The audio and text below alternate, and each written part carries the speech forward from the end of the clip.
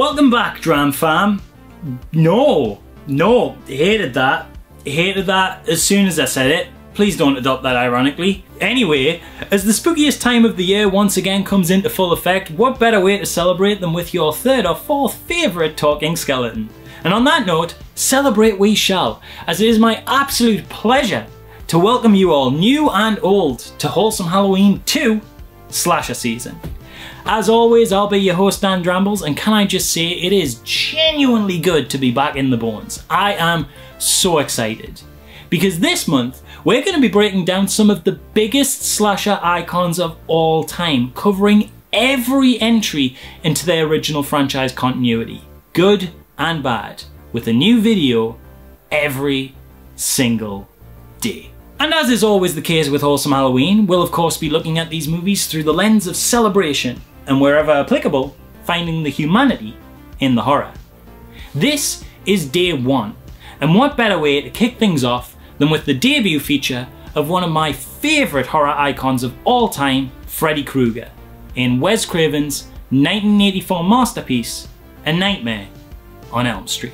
A Nightmare on Elm Street was dreamt up, pun absolutely intended, by Wes after he read a few rather grim real-life stories about refugees fleeing war suddenly dying in their sleep after experiencing particularly horrible nightmares. In the documentary Never Sleep Again, he explains one story that struck a particular chord revolved around one young man who was trying to keep himself awake at any cost, hiding sleeping pills his parents had given him and keeping a coffee machine locked away and hidden in his cupboard. The film mercifully didn't straight up adapt these actual real life tragedies though, and instead just used them as loose inspiration to tell an interesting little boogeyman story that meshed the vibe of urban legends with fantastical horror visuals in order to explore heavier subject matter, while also making a damn creepy little film that proved so successful it spawned a franchise that basically laid the foundations to take a small little struggling independent film studio that employed very few staff to an industry powerhouse that would go on to create some of the biggest films of all time, including the multiple Academy Award winning Lord of the Rings film adaptations. Needless to say, Nightmare was a good move for everyone involved. So much so for New Line Cinema that the studio is often called the house that Freddy built. The film follows Nancy Thompson, whose best friend Tina is having terrible nightmares of being chased by a disfigured man wearing a clawed leather glove. While already a frightening image for the young woman, she finds herself particularly terrified by these occurrences because elements of the dreams seem to bleed into reality, like when she awakens after having been slashed at by the man and her nightgown appears cut in real life. Terrified of what might happen if she falls asleep alone, she asks our main character Nancy and Nancy's boyfriend Glenn to stay with her while her mother is out of town. That night, when the three are having their sleepover, Tina's boyfriend Rob joins them. When Tina falls asleep, the disfigured man taunts her in her dreams before attacking her once again, but this time she isn't so lucky as to wake up. In the real world, Tina's body thrashes wildly in terror, waking up her boyfriend, who witnesses her flesh become cut as if attacked by an unseen force. As she continues to struggle and bleed, she begins to levitate around the room, slamming into walls and screaming for help before being slammed unceremoniously and lifeless back onto the bed in what I believe is still to this day one of the most impressive and effective on-screen deaths in a horror movie. With seemingly no one else in the room at the time of her death, Rod gets the blame for Tina's murder, but Nancy is certain he's innocent, especially after she falls asleep in class and is taunted with haunting visions of Tina's body and attacked by the same disfigured man Tina once spoke of. Now, with her friends being picked off one by one, her parents ignoring her cries for help despite repeated evidence of the killer existing, and her own life likely next on the kill count, it's up to Nancy to figure out what the hell is going on, find out who this mysterious killer is, work out a way to defeat him, and all while keeping her eyes open, because a single dream could spell her death. Now, I wanted to open Slasher Season with the Nightmare on Elm Street franchise for a couple of reasons. One, I bloody love this series. It might be my favourite of all the ones we're going to cover this month. And this first film is a particular high in what is already one of the most consistently good slasher franchises there is. And two, the term slasher gets a really bad rap. And I think this film is a great counterpoint to that reputation. Last year, during the first Wholesome Halloween, I set about to shatter some unfair preconceptions about the horror genre. Which, by the way, if you're new to the channel, congratulations, you got like 5 hours of some of the best content I've ever done to catch up on. Now go watch it, for God's sake, please, these things take forever. There is an understanding of horror in the public consciousness, especially amongst those who do not actually consume it, that it is a somewhat cheap, tacky, or even at its worst, immoral entertainment. Films made only to thrill, scare and shock in a quick disposable manner, employing either loud noises or exploitative scenarios and violence to make a quick buck off the back of the bored Friday night teens audience. Now, while some films in the genre could certainly be considered to fall into these gratuitous failings, it's hard to argue these days that horror is without value. While obviously that statement was literally never correct, it would raise a lot less eyebrows in the past. Now, however, horror is having a real rebranding moment, with Hollywood making a concerted effort to work with new emerging talent as well as already celebrated creators to produce high-budget features releasing to both critical and commercial acclaim. And with the advent of new production companies and studios who specialise in exactly this, horror has a lot less stigma. We're moving away from the days of straight-to-DVD torture porn and camp creature feature rubbish and seeing the dawn of a time where horror releases, more often than not, sit comfortably alongside other genres in best of the year list. And on a personal level, I hope that even if you are not aware of this change in perception occurring within the genre, that if any one of you watch the first Wholesome Halloween, you can see that there can be a real heart to it. That the genre can be empowering, it can be socially conscious, it can be a safe way to explore and tackle darker issues, or it can just be fun. General audiences are slowly starting to wake up to this idea, and while there's still a little bit of stigma and presumption amongst people who don't consume these films as to the value of the genre's contents, that stigma is definitely lifting. Slasher films though, I'm not sure they ever kicked that sour taste. Often seen as horror's red-headed stepchild, side note, I'm allowed to say that phrase by the way for anyone new to the channel, as I am actually ginger, this is just black spray paint for the costume, the slasher got a really bad rap. You have to realise that if horror was once difficult to stand up for, trying to preach the value of horror's uglier, more cynical, more violent, less thematically inclined younger sibling was, and arguably to some extent still is, an almost impossible task. Slashers were the genre of truly cynical nihilism, of bodies and brutality, of blood and bare breasts. Acclaimed film critic Roger Ebert famously called these films dead teenager movies, and was known to be particularly cynical when it came to them. In his review of Friday the 13th Part 2, he stated, "About 24 movies a year feature a mad killer going berserk, and they're all about as bad as this one. Some have a little more plot, some have a little less. It doesn't matter." And Ebert was not alone. Almost all critical analysis of these things seem to return with the same sentiment. This stuff is trash. And that was the overriding sentiment across the board. And I'm not knocking these critics. Some of them had a lot of genuinely meaningful critiques about how these films dealt with violence against women, and there was the occasional praise between all the think of the children noise, as even notorious slasher hater Roger Ebert was known to celebrate the very occasional slasher movie when it was truly too good to deny, such as he did with the original 1978 Halloween film. I'm only saying that amongst some of the fairer critiques and the very occasional praise, that the general consensus was an almost genre-wide belief of, this is violent misogynistic garbage, 0 stars, please bin it forever. An entire subgenre tarred with the same brush. And it wasn't really until 1992, years after slashers had peaked in massive popularity throughout the 80s, when Carol J. Clover wrote the Bram Stoker award-winning Men, Women and Chainsaws, a cultural critique on the depictions of gender and the appeal of slasher and horror films, that we really had any meaningful academic counter-argument to the whole ban this sick filth narrative. And to make a long story short, this is why I think it's only apt that I open this slasher season with A Nightmare on Elm Street, because despite being the debut feature of one of the most iconic slasher villains, despite the title alone being synonymous with the slasher genre, and despite the fact that Freddy Krueger is literally on the very first displayed image when you Google slasher films, A Nightmare on Elm Street is undeniably so much more than just a dead teenager movie. This is an incredibly interesting film. There is actually so much to be said about Nightmare on Elm Street, I'm not even sure where to begin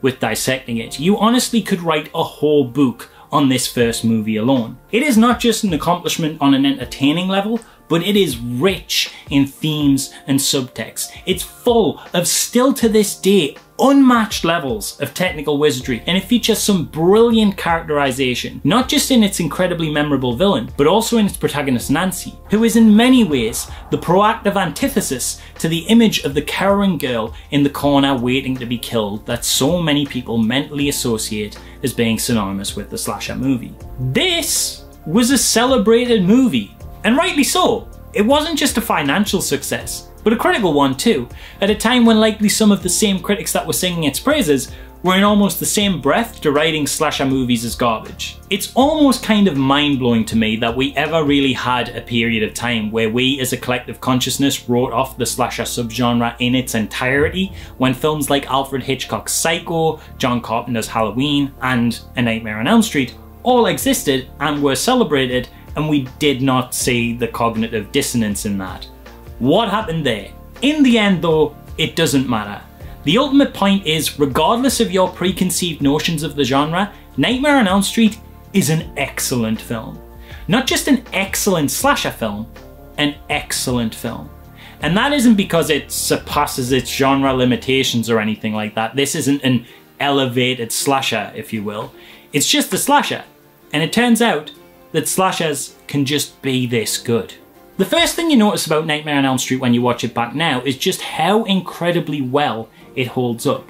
Despite some very occasionally wonky effects here and there that show both its age and its budget, the vast majority of it still looks and feels spectacular. There are scenes within this that no Elm Street movie after this one, hell, no horror at all, will even come close to the level of emulating. Comparing sequences side by side to its contemporary remake really shows just how ahead of its time it was. Obviously, it's no controversial statement to say the 2010 remake was bad, but it's a testament to the original film's level of ingenuity in its approach to effects work. The 2010's effort doesn't really even come close to achieving the same level of quality, despite having nearly 35 times the original's budget. Tina's death, floating and spinning chaotically above her bed, would be a notable highlight in a film made yesterday. And Nancy's chilling first nightmare of her friend being dragged by an invisible force in a body bag is the kind of movie magic you'd expect of something on the 10 million plus budget at this time period.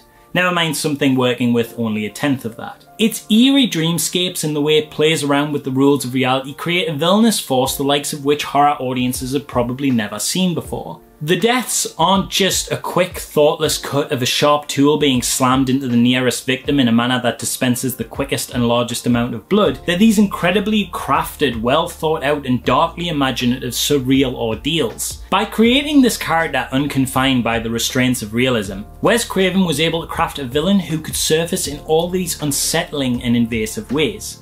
It felt fresh, it felt new, but most importantly, it felt important to the story. Slashers often deal with a twisted subversion of the pleasant and the benign. Whether it's turning a fun summer camp into the site of a horrific massacre, or invading the quiet suburbs of middle-class America to wreak havoc on the white picket fenced-in nuclear families of the Reagan era, setting is always extremely important. I would argue this is never more apparent than in A Nightmare on Elm Street. I mean, the very setting is so important to this story, it's part of the title. You see, Elm Street isn't just any particular street. It's a nice street. A pleasant street. The kind with smiling neighbours and kids playing out in the yard without fear of strangers. But it's a street that's built on lies. In my opinion, A Nightmare on Elm Street's greatest strength is in one of the tiny twists it does on a standard horror trope. You're all familiar with some form of the trope I'm about to describe. Something supernatural or out of the ordinary happens, but when our protagonists seek the advice of adults or authority figures for help, no one believes them. So they have to handle things themselves. It's a very common plot point. Sometimes it's even the entire premise of movies, as is the case with films like Summer of '84, Rear Window, or the latter half of Candyman. I even briefly used this in my own film, The August Club, where a kid's recounting of his encounter with a vampire goes unbelieved, and then again in a film I co-wrote called Dog, where the suggestion of contacting the police about a werewolf is shot down before it's even attempted. It's a very familiar recurring device, But the thing is, with A Nightmare on Elm Street, the adults know the kids are telling the truth.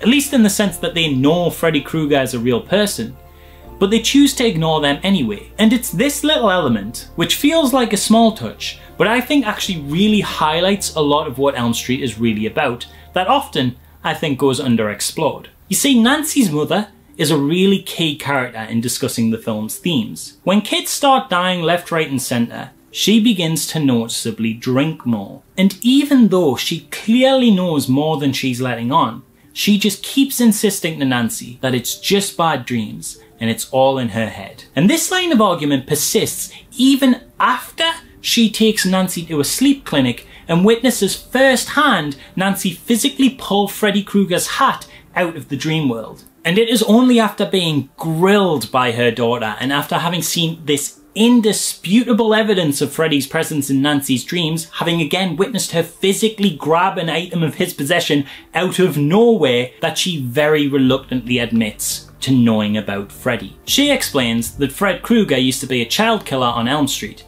who got off on a technicality when a search warrant wasn't filed correctly. Enraged at the injustice of it all, the parents of Elm Street, Nancy's mother included, took to more vigilante methods to see Fred's crimes paid for, and burned down his home with him in it. Hence Freddy's whole aesthetic with the burnt skin design. Now notable as well is even after reluctantly admitting this, Nancy's mom is still very much trying to sweep things under the rug, insisting that Freddy is dead, and she knows he's dead because she killed him. That's enough for her, please just stop talking about it. She doesn't want to know how her daughter knows who Freddy is. She doesn't want to know how Nancy and all of her friends have vividly described seeing the same man. She still doesn't want to talk about the hat she just watched Nancy pull out of nowhere. Just shut up, it's done, he's dead, let's never talk about this again, ever. Just think about what Wes Craven is saying here with that.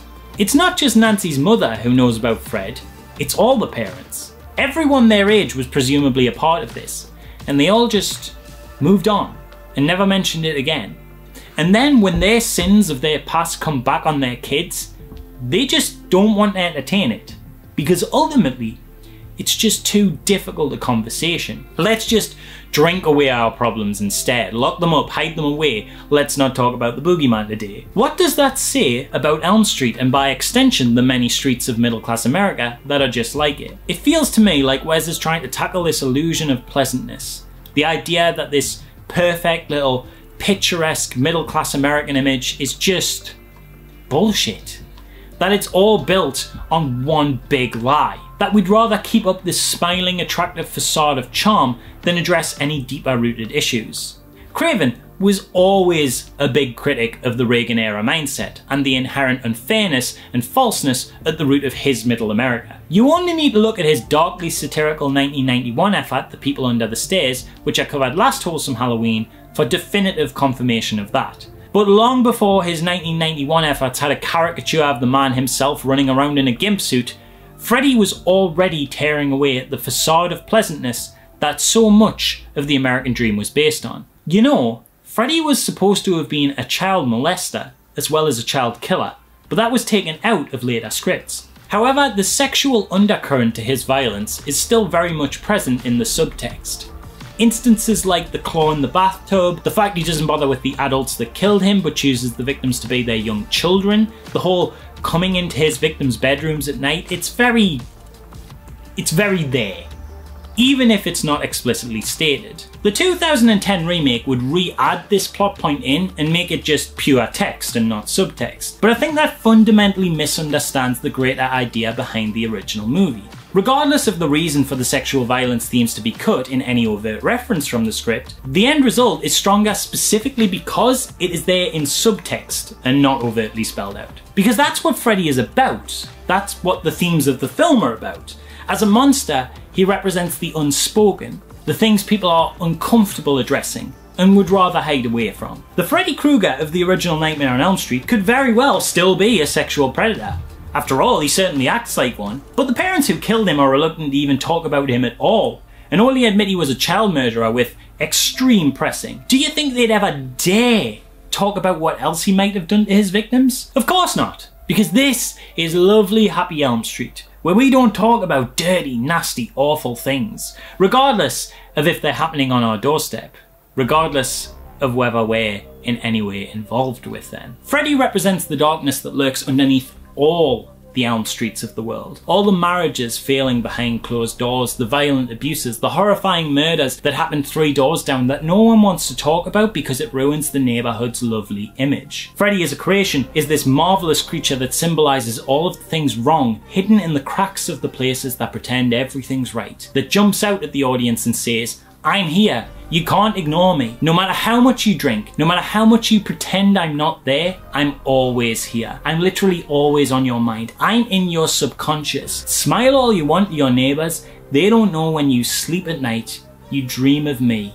You dream of your problems. And that alone would make him an astounding concept that, when paired with the creative ways in which they handle his presence as an on-screen villain, could easily, just on these 2 things, carry the whole movie. But there are still so much more good things to talk about. I have not even mentioned how perfect Robert Englund is in the role of Freddy. It's not uncommon in slasher franchises to cycle actors for who plays the killer, but believe it or not, they actually tried to do this for Nightmare on Elm Street 2 and gave the role to a stunt performer, and it just didn't work. They filmed 2 weeks with the guy before they reluctantly admitted, we can't do this without Robert. And thank God they weren't stubborn in their decision, because you can see it as early as this first film. Robert is Freddy. He has this menace all his own, the way he carries himself, how the weight of his gloves shifts his stance, how he runs, how he speaks, how he articulates and expresses the joy in his terrorizing. A lot of slasher villains are specifically created without a personality in mind. So many are these mute, masked murderers. And while there's certainly a value in that, their unclear motivations and unflinching personas can be a terror all on its own, but Freddy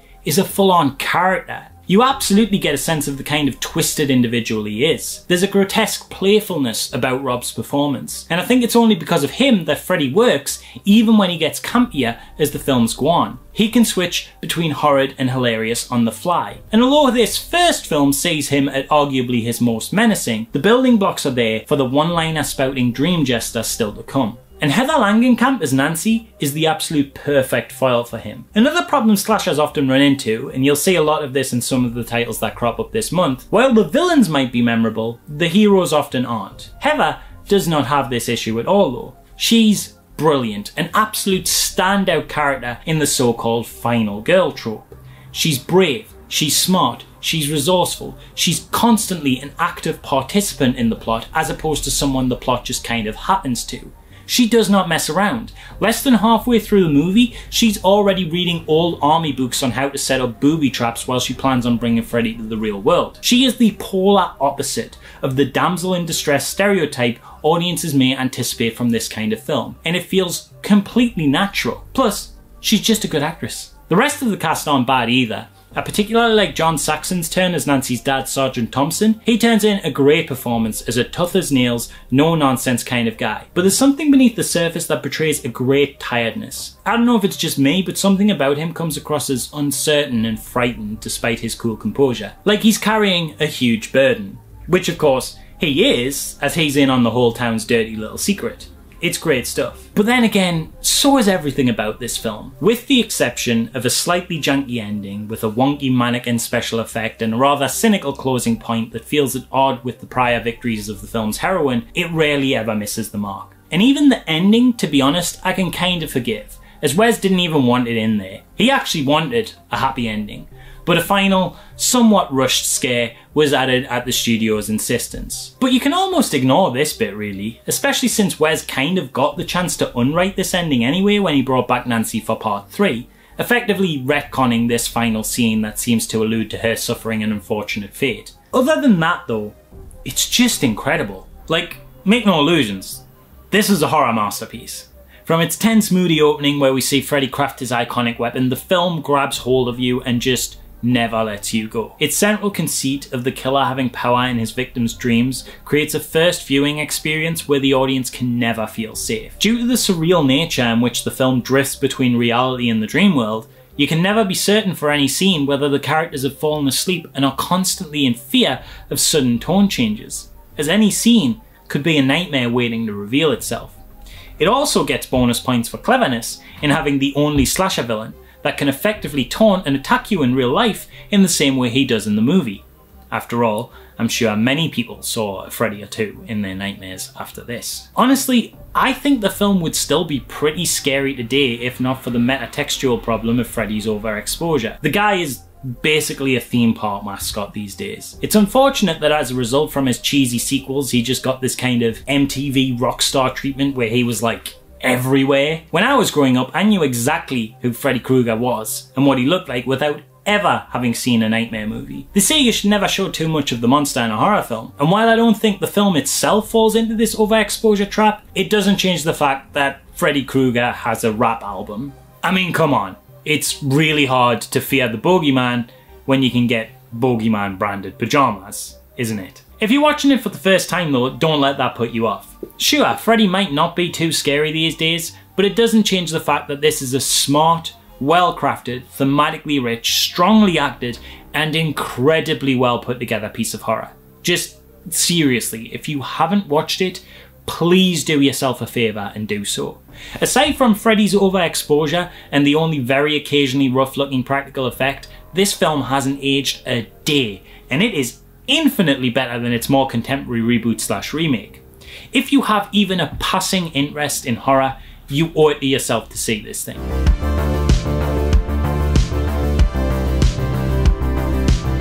Nightmare on Elm Street 2 is a weird film in the Elm Street canon. Not weird in a bad way, just odd.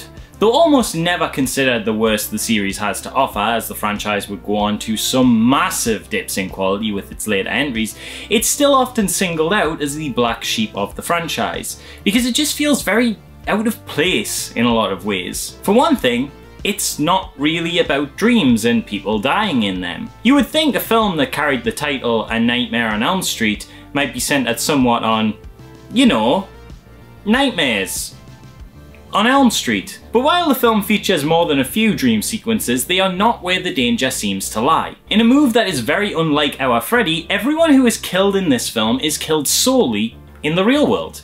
And that's because, in a surprising change of direction, A Nightmare on Elm Street 2 is a possession movie. One that centralizes entirely on the inner conflict of a young boy named Jesse as he struggles to fight off Krueger's attempts to possess him after the man with the fingerknives decides Jesse should be the vessel to carry him into the real world. Now you might be thinking, wait, can Freddy possess people? And the answer to that is, I don't know, I guess so. He's doing it now, isn't he? Has this ever came up before, and will he ever do it again in any of the films to come? No. So this is weird, right? Like, I know at this point Freddy has only had one film prior, so as far as pre-established mythos surrounding the character goes, it's hardly like the film is committing some kind of cardinal sin here and going against some set-in-stone franchise rules, but even still, to completely rejig the character to just do something else entirely is kind of weird. And it's not just that, the whole film feels kind of unusual when compared to the rest of the Nightmare on Elm Street saga, with stuff like how much Freddy occupies the real world, the odd pacing, strange scenes that really make the screenplay feel like it needs another draft, looking at you exploding bird at the dinner table, and of course, the extremely overt gay subtext. Although that last point is one of the film's best features. So, what gives? How do we go from the birth of a slasher icon with a unique and new premise that could easily be adapted into a formula and almost definitely hadn't exhausted its core concept, and then just go, possession movie, sure? Well, the answer, my friends, as is often the answer when you say the words why whenever talking about matters surrounding Hollywood, is money. You see, there's a really good reason New Line Cinema became known as the house that Freddy built. The first movie they produced grossed over $57 million on a $1.8 million budget, which was the kind of numbers they'd never even dreamt of before. Pun absolutely intended. Problem was, Bob Shea, who was the founder and at the time the CEO of New Line Cinema, had basically bled himself dry trying to get the film made with money they didn't have. And in the words of line producer Joel Swasson? Sorry, I really don't know how to pronounce his surname. In the documentary Never Sleep Again, Bob had, and I quote, leveraged his ass off getting the money to make it together, pulling from lots of different financial entities by selling them a host of different rights and promises of a slice of the financial pie. So when the movie made bank, there was that many people waiting in line to take a cut of those profits that there was barely anything left on the plate for New Line. So what Bob and New Line didn't have was a massive profit share, but what they did have was a red-hot copyright on an intellectual property that had all the potential to be extremely lucrative, and they needed to strike while the iron was hot. So why possession? Well, because they just needed something, and they needed it quick. Wes Craven wasn't interested in doing a sequel to Nightmare, having never envisioned it as a franchise, but tough shit Wes, we own your idea and we're doing it without you. So New Line options a script off David Chaskin, who was just a dude who worked in their 16mm film distribution department who happened to have a script they kinda liked ready, and then Bob goes to a friend of his, Jack Shoulder, who used to make trailers for them and had written and directed low-budget horror Alone in the Dark for the studio when they wanted a quick horror movie after the massive hit of Friday the 13th, and from there, it was just off to the races. Wes Craven famously did not like the script, and mentions in an interview in Never Sleep Again that he offered a lot of notes, but was told, we just want to shoot this, Wes, and off they went. So, with a hot-cocked script written by a first-time writer and an attached director who wasn't even a fan of the original and only had some editing work and one prior feature to his name, they set out to make the sequel to one of the biggest horror movie hits of the mid-80s and make it fast. The results? Naturally quite wonky and uneven, but there's actually some really interesting stuff in there if you look for it. Set 5 years after the first movie, the film opens with our protagonist Jesse, portrayed by up-and-comer Mark Patton, in what was supposed to be his first breakout hit into mainstream features, on a school bus with two young women who are presumably his classmates. Immediately, we're shown that Jesse is shy, awkward, and uncomfortable as he tucks himself away at the back corner of the bus, in sharp contrast with the bubbly attitude of the girls who may or may not be mocking him. When the bus speeds past its designated station, something weird is afoot, and as a clawed hand reaches for the gears, it's revealed we're in a nightmare and Freddy's taking us all for a ride. Foreshadowed fairly cleverly by the presence of Robert Englund out of makeup as the bus driver when the dream sequence first starts. After speeding into the desert, Freddy does some posturing and taunts the teens before Jesse wakes up screaming and sweaty in his home, which just so happens to be a certain 1428 Elm Street, Springwood, the previous home of first film's final girl Nancy, but what is now the residency of the Walsh family. That's Jesse, his younger sister, and his parents, who have just moved in. Once he pulls himself together, Jesse goes to school with a friend who lives nearby, girl next door type Lisa, portrayed by Kim Myers, who is very into him. If it wasn't obvious from the expressions, then it sure as hell is obvious when you see that a girl whose family owns a pool like this is choosing to ride to school in a car like this. Now before I go on with the rest of the plot summary, I want to talk about Lisa. Lisa is an interesting one, as she arguably highlights one of the script's main flaws. This woman is the hero of the story. Like, there's no doubt about it. She handles all of the heavy lifting, while Jesse handles all of the screaming. Ultimately, she'll be the one to save Jesse in the end. It's a weird dichotomy because while I like Jesse as a protagonist, he's someone the plot mostly just happens to, as opposed to being an active participant in it. In some ways, that sells the lack of control he has and sells the stakes of just how badly the possession affects him, but on the other hand, shouldn't we have maybe some moment where he overcomes some fear or fights back, or I don't know, just has any real moment of personal victory at all? For some reason, they relegate that to being Lisa's job, which is kind of baffling. Wes Craven even did an interview in Cinefantastique where he said he thought she should have been the main character, stating, "I didn't like the script. I thought it was a silly script. There was not a clear-cut hero who remained intact. Freddy, coming out of the hero, really violated the viewer's ability to identify with him. I suggested they make the girl across the street the hero. I thought it would have been much wiser to make her the central character." And while I'm not sure I agree with his perspective that Freddy's possession of Jesse prevents an audience from identifying with him, he definitely has a point. Jesse is a passive protagonist, and with Lisa doing all of the fighting, rescuing, and problem solving, Jesse, who is supposed to be our hero and protagonist, becomes a side character in his own narrative. Now, one way that this could make sense as a decision is if it were enacting in service of the gay subtext. You're casting a man in a traditionally feminine position of a slasher lead, and then as the plot develops you emasculate him over the course of its runtime and mould him into the damsel in distress archetype. Essentially, a male scream queen. Meanwhile, our female side character becomes the action hero, the Prince Charming, the one who saves the love interest at the end of the movie and gets the prized kiss. You see what I'm saying, right? Like, obviously, I don't think that gay men are all feminine or can't be badass action heroes, or that women who are action heroes are essentially just men. That's ridiculous. But in the context of an 80s Hollywood horror movie, there's a certain playing with the gender conventions there that implies some level of non-traditional coding. Of course, that would imply that there was some intention to create gay subtext, or even an overt textual reading on the writer's part, which for years, David Chaskin apparently vehemently denied. Interesting. Let's put a pin in that one and come back to it. Anyway, in the very next scene, a boy pulls down Jesse's pants, revealing his ass. But that's not gay or anything, they're just real good pals. So good, in fact, that they have the best romantic chemistry of the entire movie. The boy in question is Grady, portrayed by Robert Rusler, who becomes Jesse's best friend throughout the movie after they're forced into a bonding situation when their dubious gym coach splits up a fight between them and tells them to assume the position.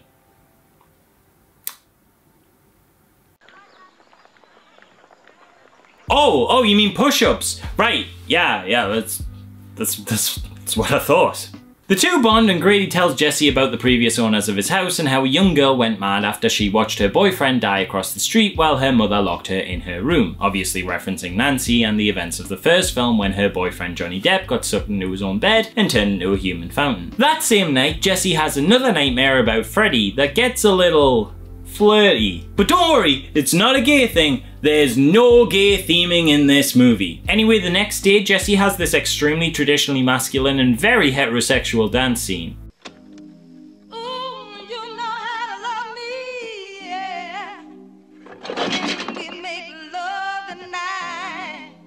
How do you like that, Dad?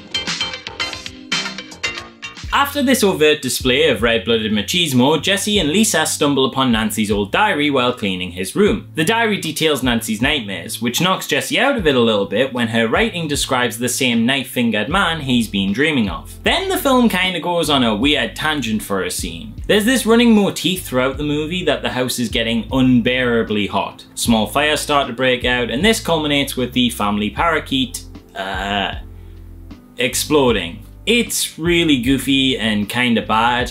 I get that it plants the seeds for Jesse's parents to get concerned about his mental well-being as the film goes on, and gives Jesse reason to storm out as his dad accuses Jesse of being the one to blow the bird up with a cherry bomb. But A, that's a very specific and weird accusation you're making there that doesn't remotely line up with what you've literally just witnessed firsthand. And B, I don't think we need this. Just have them get on Jesse's case later when he's not sleeping and showing up on their doorstep naked and stuff if you want that extra issue for the protagonist to deal with. It's not like that wouldn't raise alarm bells for a parent anyway. And if you need Jesse to have a reason to leave the house, just have him leave because he doesn't want to go to sleep. Don't blow up a bird, what? Anyway, as already mentioned, Jesse storms off in anger following his dad's suggestion that he murdered their family pet for no reason, which, fair, and he takes refuge in the one place all straight high school teens go when they want to get away from their parents, a leather daddy friendly gay bar. Obviously. Unfortunately, when he goes to get a drink from the bartender, played in a cameo by producer Bob Shea in full leather getup, his gym coach, who also happens to be at the bar, stops him from taking that underage drink, and what follows is arguably the gayest scene in this definitely heterosexual and not at all gay what are you talking about movie, where Coach Grady, still in full leather, forces the young Jesse to run laps in the school gym as punishment before Freddy surfaces some of his magic to assault him with balls, tie him up in the showers, strip him down naked, and then repeatedly spank his arse with a towel. You know, it's subtle, but I'm starting to think this film might have some undertones. The rest of the scene plays out with Freddy slashing the coach to death, only to reveal that it was actually Jesse in the glove, leading him to deliver an iconic scream.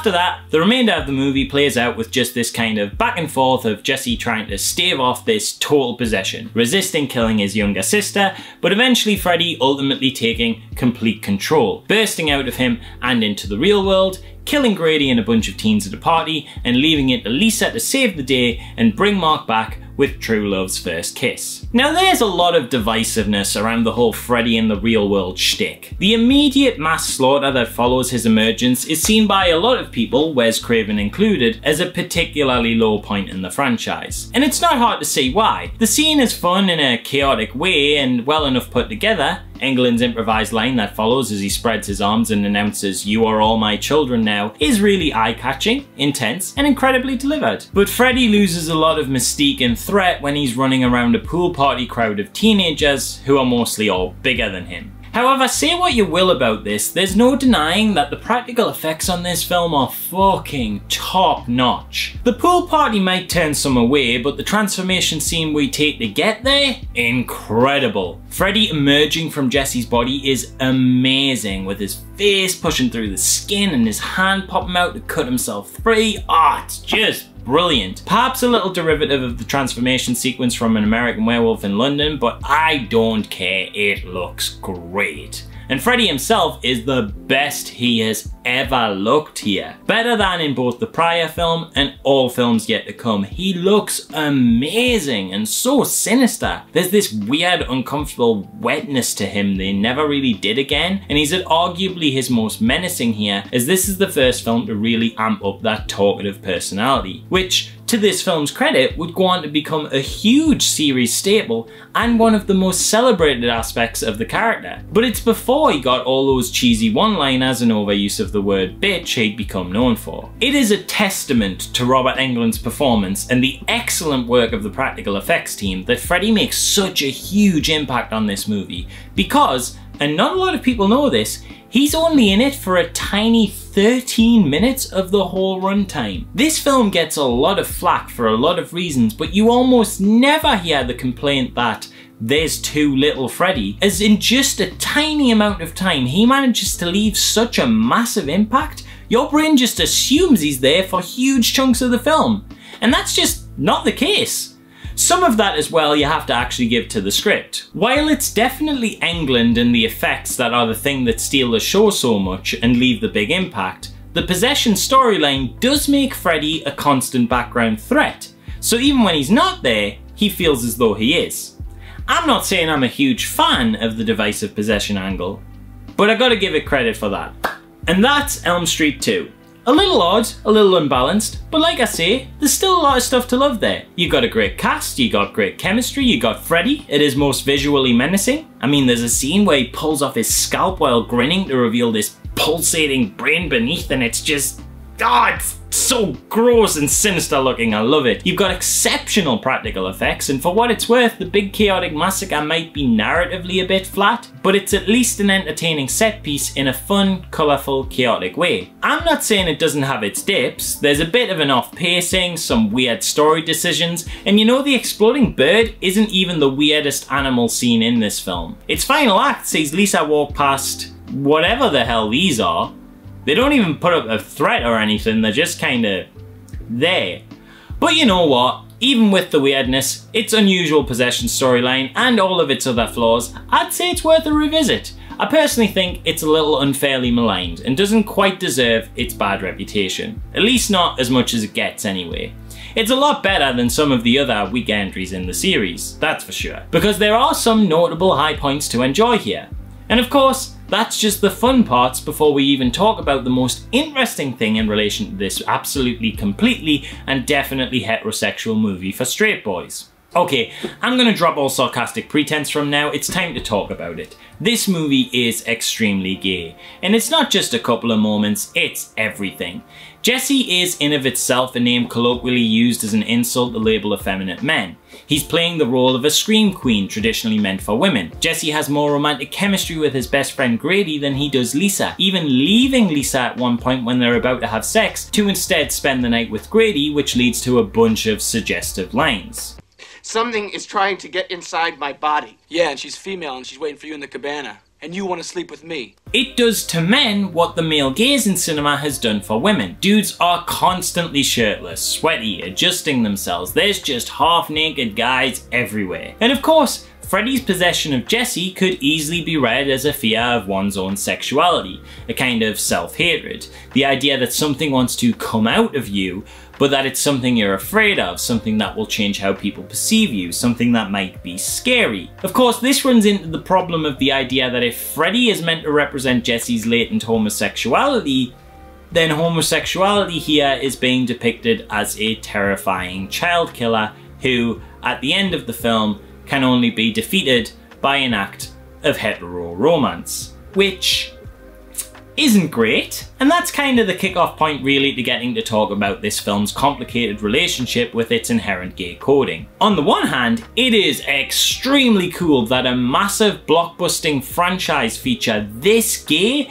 managed to sneak its way into cinemas and get put in front of a majority Reagan voting 80s America. On the other hand, the filmmakers apparently had no idea they were making anything gay, which, after seeing interviews with them, I do genuinely believe, but I gotta be honest, if I was the director, I would not be admitting that. Because if I'm missing the subtext of my own movie this much that I can be watching through scenes of a leather daddy being stripped down and spanked with a towel and not realize it's a bit gay, then I don't know what that says about me as a director, as well as my understanding of the concept of narrative subtext. The production designer was apparently gay, and he was very much in on this reading, and even played into it. There's a board game called Probe in Jesse's closet, a no chicks allowed sign on his door, so it just boggles my mind that the rest of the filmmakers were apparently just completely naive to this. Except one major player who arguably knew exactly what he was doing. And this is where it gets controversial. For years, screenwriter David Chaskin distanced himself from the homoerotic theming in the movie.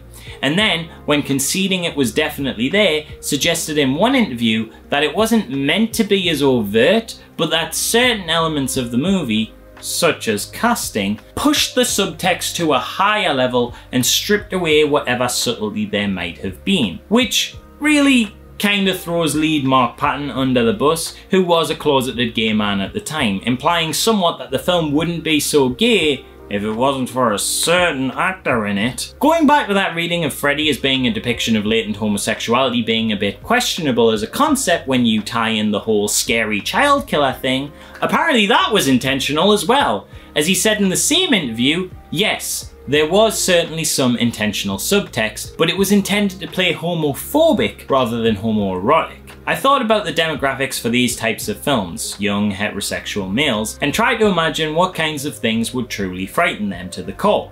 And scary dreams that make them even momentarily question their own sexuality seemed like a slam dunk to me. If you're really wanting to have fun, one might argue that the entire movie is a metaphor. Jesse is, in the end, finally able to control the monster inside him, his latent homosexuality, with the love of a good woman. Maybe they should show this film at one of those evangelical deprogramming sessions where they try to fix gay people into regular Americans. Dude, come on.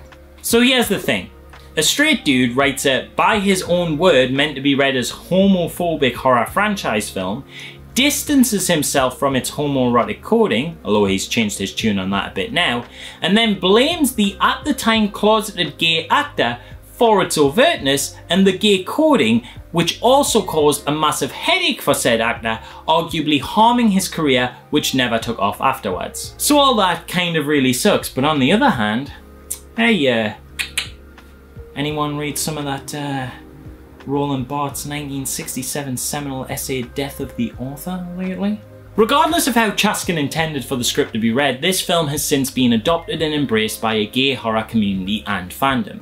Its alleged intended meaning is not just ignored and irrelevant, but wholly subverted, creating a text that isn't reviled in these circles, but celebrated. Jesse's dance is imitated at conventions and played on a loop in gay bars. Drag queens will host screenings of the film and describe it as the gayest film ever. There's t-shirt brands putting out Elm Street 2 Pride Month clothing. For a lot of people, this is technically their first gay movie, and through this cultural reappropriation, aided no doubt by the fact that the lead actor was in fact a gay man, has been repossessed from David Chaskin's intended interpretation and become a cornerstone of gay horror cinema. Mark Patton himself has even come to terms with the movie that arguably destroyed his career, appreciating that it made him what many consider to be the first male scream queen. His difficulties surrounding the movie and his coming to terms with it, and his trepidation surrounding David's intentions and treatment of him in interviews, are even the subject of an excellent feature documentary that I can't recommend enough, called Scream Queen: My Nightmare on Elm Street. And while I can never do the same level of deep dive that film does on the issues surrounding the movie, as well as the critical and audience response to the homoerotic coding of the film,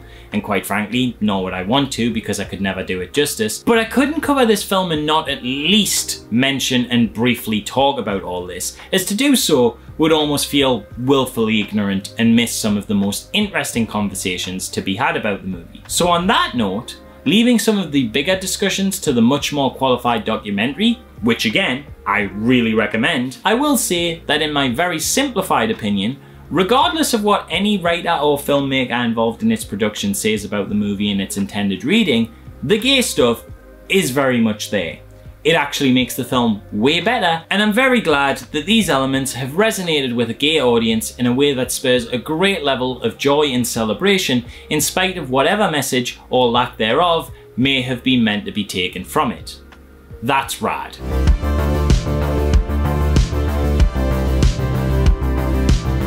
As I've already covered in yesterday's video, Nightmare on Elm Street 2 was a weird but kind of interesting diversion for the franchise, completely abandoning the dream-killing slasher setup of the first film in favour of a very gay-coded possession story. Elm Street 3 though is a return to the nightmare-stalking murders of that first flick, and oh my god, is it good. The film was directed by Chuck Russell, the creative filmmaker who'd famously go on to make the extremely stylized Mask movie, and the script was co-written by both Chuck, his friend Frank Darabont, who made The Shawshank Redemption, novelist and screenwriter Bruce Wagner, as well as Elm Street's original visionary and creator of Freddy Krueger, Wes Craven. So an absolute dream team of talent there, with Wes perhaps being the most important figure among them. Initially, Wes wanted nothing to do with any of the Nightmare sequels, having been both a vocal critic of the second film's creation and its end result. But when New Line Cinema, in seeking to make a more respectable third film, approached him with the offer of participating on this third entry, he said yes, stating that, "I wanted to do Nightmare 3 because I felt compelled to come back and expand the original concept. I like taking that one more step, and it was important for me in a business sense that I was able to negotiate a percentage point in the sequels I didn't have from the original film." He couldn't direct due to being tied up on another production, specifically his duties on the much maligned 1986 sci-fi horror Deadly Friend, but he floated an idea and they liked it enough that he was given script duty. He also agreed to take an executive producer credit and set off to work. The story goes that Wes wrote a version of the movie with his writing partner Bruce Wagner that came up with the concept of the Dream Warriors, the group of teens who would come together to fight Freddy and make up the film's central conceit. Their original script, which can now be easily found online, was much darker in tone than the one we ended up with a far more menacing Freddy who would casually drop the C-bomb like it was no big deal. Anyway, once they had both wrote the original piece and handed it in to New Line, Wes was pretty much pushed out of production, despite expecting a more hands-on role. In horror and sci-fi magazine Cinefantastique, Wes did an interview where he said, "My understanding was that I would be asked about things all along. I would be brought into the casting and have a real creative part in the picture. The reality was that New Line Cinema never really contacted me again after they had the script. They changed it quite drastically in some ways. The director and a friend of his rewrote it and changed the names of all the characters, and included several key scenes of their own. A lot of the reasons I had agreed to do the picture were taken away." Now, admittedly, this obviously really sucks for Wes, and I certainly don't want to celebrate my boy being done dirty like that, but it has to be said that Darabont and Russell's revisions brought a really welcome levity to the proceedings, injecting the film with a dark sense of humour and playfulness that comes across exceptionally in the finished film, and makes it one of the most beloved franchise entries and my own personal favourite. And it was this new tone and almost darkly mischievous portrayal of Freddy that would inform the icon in both the feature films and his hugely massive media presence that would follow. If Nightmare 1 made the icon, and Nightmare 2 made him chatty, then Nightmare 3 was where his role as a kind of beloved twisted jester was fully realised. Though obviously Craven and Wagner had a different initial direction in mind, I honestly think the end result we got was the best of both worlds. Building on Wagner and Craven's dark foundations with Darabont and Russell's carnival-like approach to impish, wondrous and frightening dreamscapes, to me created the perfect middle ground between fun and fearsome. It is absolutely like my whole brand. Horror with a real defined heart and humanity, being the story of a lovable group of outcasts banding together and finding strength and friendship when society rejects them and a common enemy unites them. It's a film all about finding triumph in trauma and tenderness in terror. God, I love this movie. The film begins on an ominous note as Kristen Parker, played by Patricia Arquette in her first ever feature film role, makes a model of the Elm Street house from the previous films before heading to sleep. In a nightmare, Kristen wakes up on her bed and finds herself in front of that same house, although now with children playing outside. One child riding a tricycle compels Kristen to follow, and she goes inside, finding a derelict mess filled with the kind of foggy atmosphere and lighting we've grown to associate with this wonderful period of horror. After some creepy shenanigans with the little girl delivering some ominous lines, as little girls are prone to do in these movies, Freddy appears and gives chase, leading Kristen to grab the little girl and flee in an effort to save her. We get some fun little dream logic in the chase that feels shockingly familiar. I think at some point everyone has had this exact nightmare in their sleep, where they feel like they're running but not getting anywhere. That surreal sensation like your legs are in tar and everything's in slow motion. I'm surprised this wasn't done in either of the last two movies. It feels so obvious after seeing it here. During the attempted escape, at one point the little girl's voice attracts Kristen's attention, and she looks down to see that she's actually holding the child's skeleton. This is a pretty decent and scary visual. But according to the documentary Never Sleep Again, this was initially planned to be much worse. Apparently, the practical effects artist Mark Shostrom, who worked on both this film and helped put together some of the amazing work used in Freddy's Revenge, had made a kind of emaciated doll of the girl on the order of the filmmakers. However, after seeing the doll, director Chuck Russell was immediately taken aback by what he saw and just kind of went, "Whoa, I'm sorry, that's just too much." Apparently, Mark Shostrom is very good at his job. One of his practical effects on Elm Street 3 even got him a visit from the police after a neighbour saw the dummy he had made for one of the characters and called in reporting a mutilated corpse. Sucks to be talented, I guess. Anyway, the whole chase climaxes with Freddy cutting Kristen with his good old finger knives, and when Kristen wakes up in the real world, it looks to her mother like she has attempted to take her own life. This gets her checked into Western Hills Psychiatric Hospital, where when resisting the orderlies, she is calmed down by, holy shit, it's Nancy! Let me tell you, the first time I saw this movie not knowing she was in it, I popped as hard as I did when CM Punk returned. What a brilliant way to bring her back.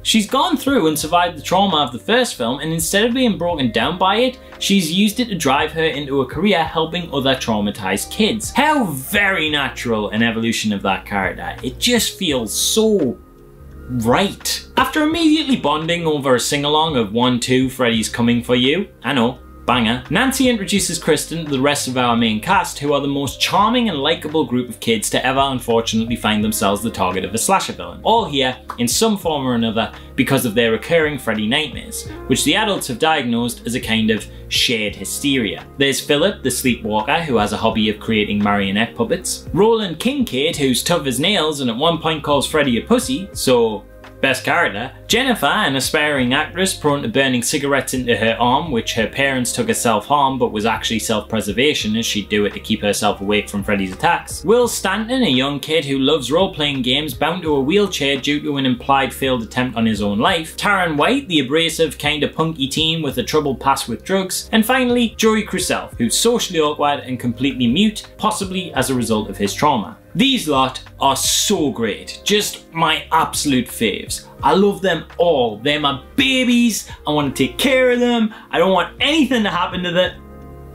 Oh yeah.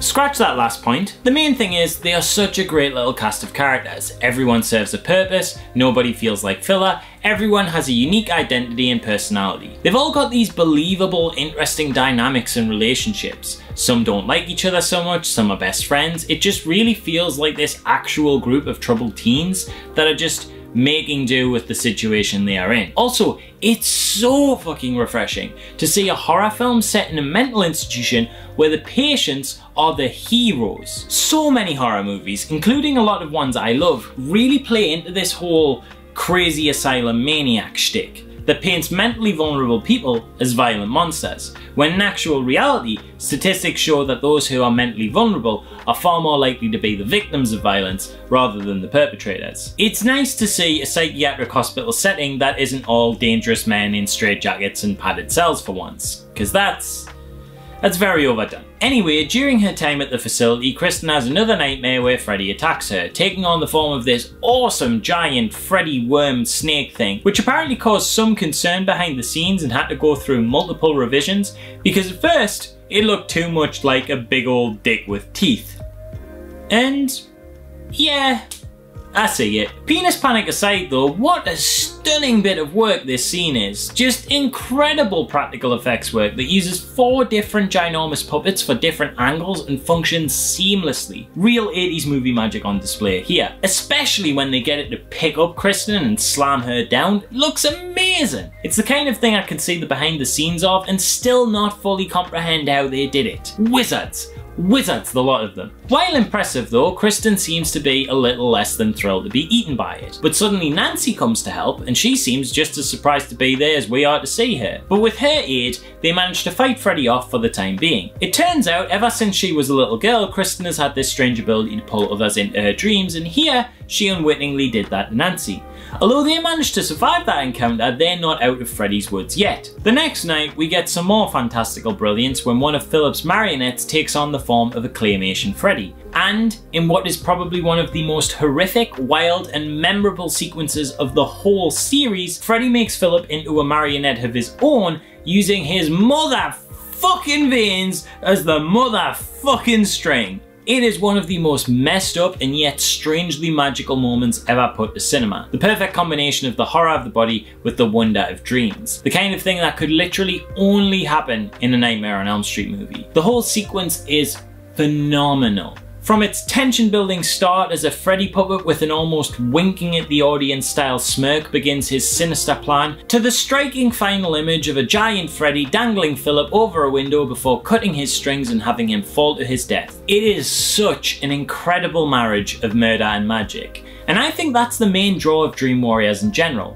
It's so visually grand in its portrayal of nightmares. Everything is as crazy as can be. You've got Freddy as a giant snake, Freddy making vein flesh puppets, Freddy coming out of a TV, there's skeletons coming to life, fiery hellscapes, screaming flesh, wizards, giant spiked wheelchairs. The previous movies, including the masterpiece that is the first film, feel almost restrained in comparison. It's a straight up ride, and it helps that for the entirety of this roller coaster, you're in the company of one of the genre's greatest ever casts, and the rest of the film's events carries on effortlessly dancing along this fine line where one side is horror, character development and violence, and the other is the comedy, the magic, and the carnival-like delivery of fantastical dreamscapes, constantly hitting that sweet spot that delivers on both, but never in a way where one outshines the other. As more of the teens begin to die, including Jennifer getting slammed into a TV as Englund delivers his most famous improvised line, "Welcome to prime time, bitch!" Nancy is able to convince their psychiatrist Neil Gordon to believe in Freddy after a group hypnosis session sees Kristen use her ability to pull them all into her dream. Later, while at Jennifer's funeral, Neil notices a nun lingering in the distance and goes to investigate. And this is where the film gets a little not great for me. You see, there's this B-plot through the movie about Freddy's origin that ties into how they find out how to defeat him in the end. But not only is more of an origin for Freddy not needed, like, I already have as much as I need to know in that he was a child killer that some vigilante parents burned alive and has somehow come back to take revenge. But the plot they choose to go with is bad. This might be a controversial statement, as I think this component of his character is actually considered a pretty good one amongst some of the fandom, but let me explain. You see, this ghost nun, and yes, she is a ghost, knows a bunch about how Freddy came to be and how he can be defeated. And that's because, twist reveal, This nun is actually the spirit of Freddy's mother, Amanda Kruger, going by the name Sister Mary Helner in this helpful ghost form. Anyway, well, she explains that Freddy happened because, well,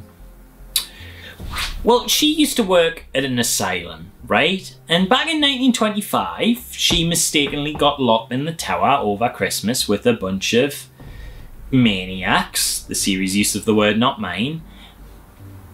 And well, these people, well, I can't use the R word because the YouTube algorithm will absolutely destroy this vid if I do, but I think you know what I mean when I say she was subjected to repeated attacks for this period and fell pregnant, making Freddy the bastard son of 100 maniacs. And just why? Why does Freddy need this? What does this add? Can't he just be an awful prick?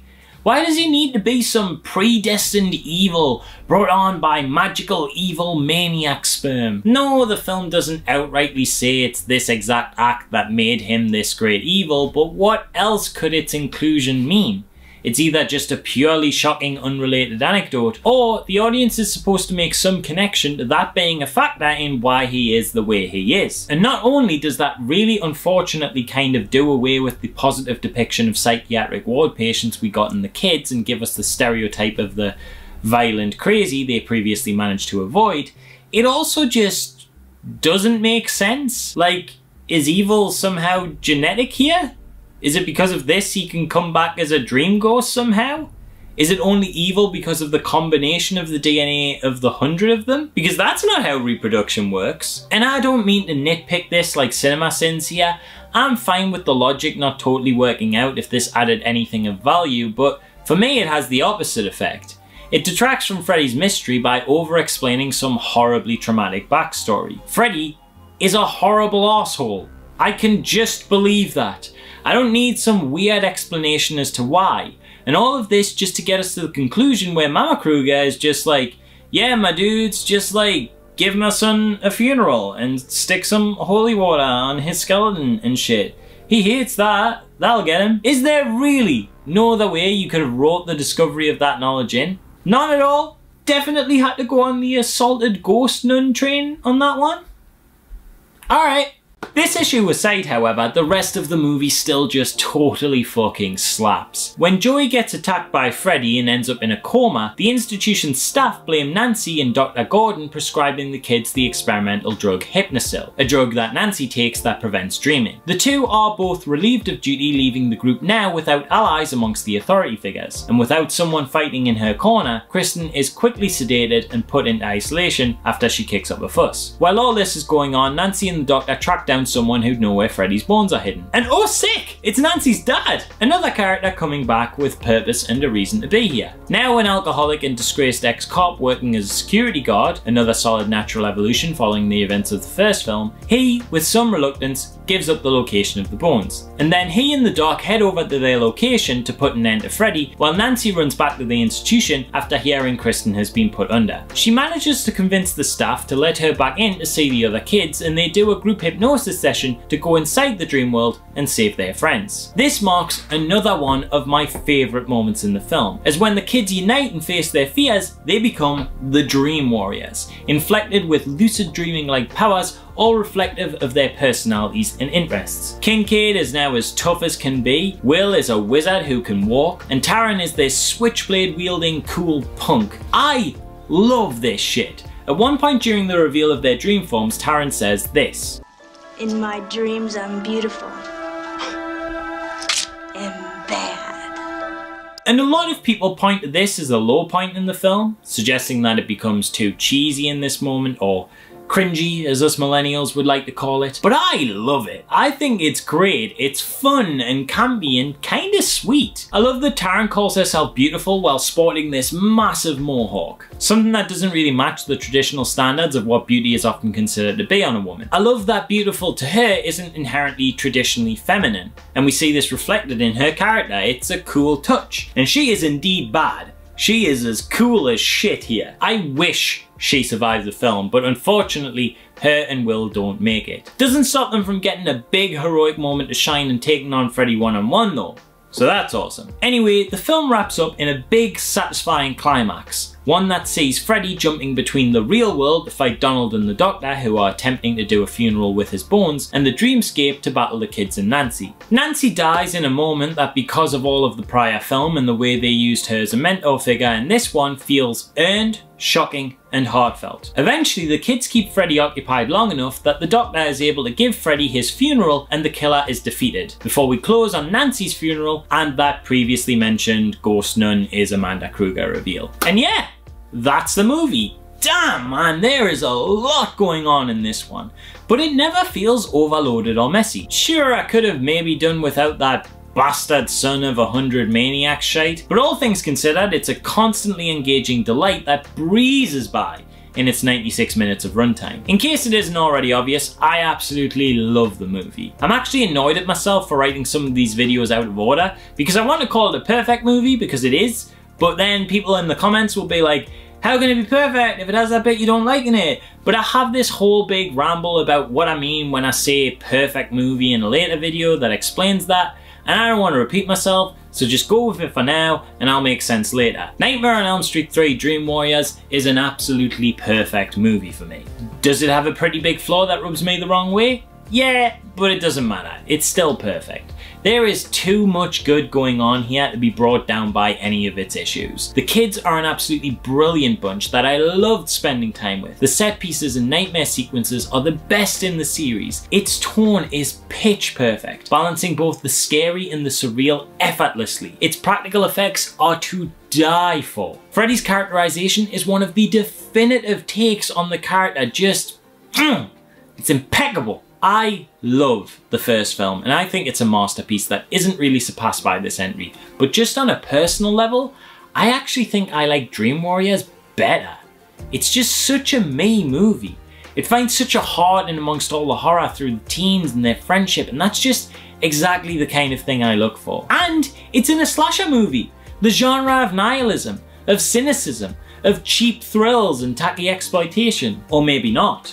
Because as Nightmare on Elm Street 3 proves, slashers, like any other genre, can be jaded, mean-spirited cash grabs, or they can be fantastical wonderlands, handcrafted by people who care about their characters, about their ideas, about the story, and the empowering messages the genre can have. Slashers, like any genre, can be lovely, and Nightmare on Elm Street 3 is a lovely thing indeed. Oh, and it also has the most banging theme music ever!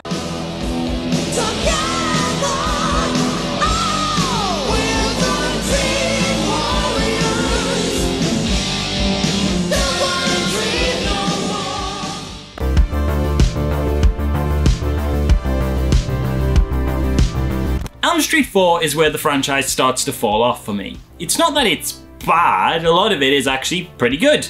There's even the odd series high point here and there. It's just that there's quite a bit of it that's pretty scattered and weird. I've heard people criticize 3 before as being nothing more than a vehicle to take us from one gory set piece to the next, but I personally think that criticism is a lot more applicable to the 4th entry onwards. For me, Elm Street 4 marks the end of Freddy's reign at the top. Obviously, he's still top of the box office, but this is where the declining quality begins to set in. Again, it's not consistently bad, it just has some occasionally very questionable creative choices, and overall, it's a pretty significant step down from what we're used to at this point. Though I will say, it has its moments. Namely, one of its better qualities is its direction. Often dubbed the MTV Nightmare movie, Elm Street 4 employed a kind of poppy, fast-cutting, crazy, in-your-face aesthetic. There's a lot of cool, chaotic, over-the-top pop horror shit going on in the movie, and it's got the energy and tone to match, partly in thanks to director Renny Harlin, whose previous work consisted of only 2 low-budget efforts. Finnish film Born American, starring Chuck Norris's son, and 1987's Prison, starring one Kane Hodder, who you'll be hearing a lot about later in this show. Harlin, who according to New Line Cinema's CEO at the time, Bob Shea, was living out of baked bean cans in a single room in Hollywood with a friend when he got the job, acquired the career-defining position in an extremely unorthodox manner. New Line were looking at all sorts of directors, and Harlin initially wasn't even on the radar.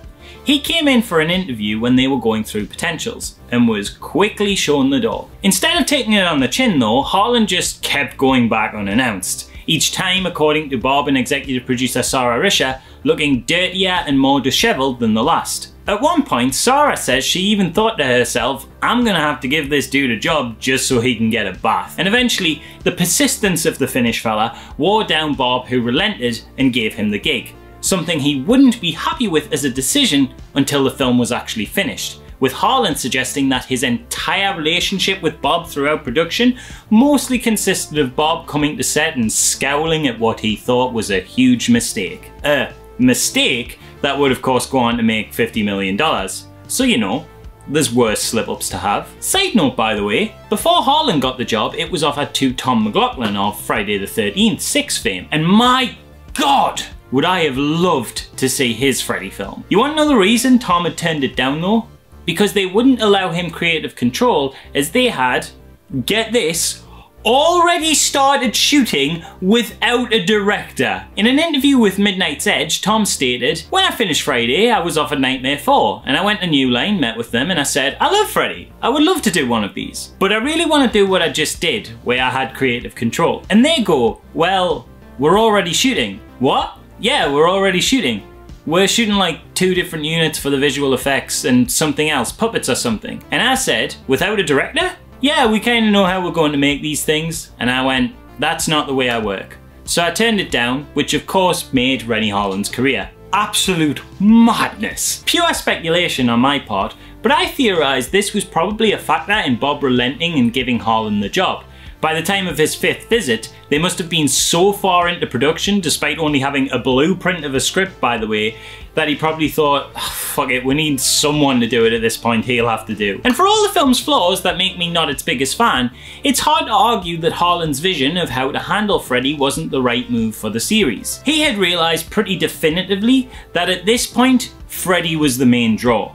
He was the favourite character, he was the one we all wanted to see. He wanted to make Freddy the James Bond-like icon of his series, stating, we've reached a point where the audience sees Freddy as the hero. They come to these movies to hear his funny lines and see him do those amazing things, and because of that popularity, I'm faced with showing Freddy in a more heroic light and giving him more screen time. People will still fear him, but they will also be cheering him on. And at least with this goal in mind, the dude definitely succeeded. Set in 1988, our surviving dream warriors, Kristen, Joey and Kincaid, are all out of the psychiatric hospital and have returned to school. Kristen, you'll notice, looks a little different, being that she's not Patricia Arquette, who unfortunately refused to return for the sequel and was instead recast with Tuesday Night. The 3 remain friends in school from their time fighting Freddy in the hospital, and when Kristen starts having nightmares about the old Elm Street house, she uses her powers to pull Joey and Kincaid into her dream with her. But they ain't buying it and suggest that Freddy is long gone, and this is just any other normal bad dream. However, when Kristen is bitten by Kincaid's dog in the dream and all 3 of the friends wake up, Kristen finds a wound on her arm in real life and Kincaid notices blood in his dog's mouth. Back at school, Kristen has made some new friends, and unfortunately, while functionally fine, they're nowhere near as compelling as the kids of Elm Street 3. They're a bit more two-dimensional and fall slightly more in line with your standard slasher archetypes, which isn't really something Nightmare on Elm Street movies did before this. There's Sheila, the brainy nerd with asthma, Debbie, the cool badass, Kristen's boyfriend Rick, who's kind of like a Xander from Buffy type, full of quips and doggy playfulness, and his younger sister Alice, who's the quiet, mousy type who notably daydreams a lot, often drifting into fantasies of asking out Dan Jordan, the hot boy in school, because as everybody knows, Dans are famously sexy, or telling her alcoholic father to get his act together. Basically, all the things she's too shy to do in real life. One night when Kincaid falls asleep, he finds himself dreaming of the salvage yard where Freddy's bones were buried. And here marks the first point of the movie that absolutely baffles me. Obviously, they find a way to bring back Freddy, because it's a slasher series. You bring back the villain, it's kind of part of the gig. And you can't have a Nightmare movie without him. But how do you think they do it? Lightning? Some ancient curse? A cult resurrection? Nope. Dog piss. Freddy comes back because of dog piss. Fiery dog piss.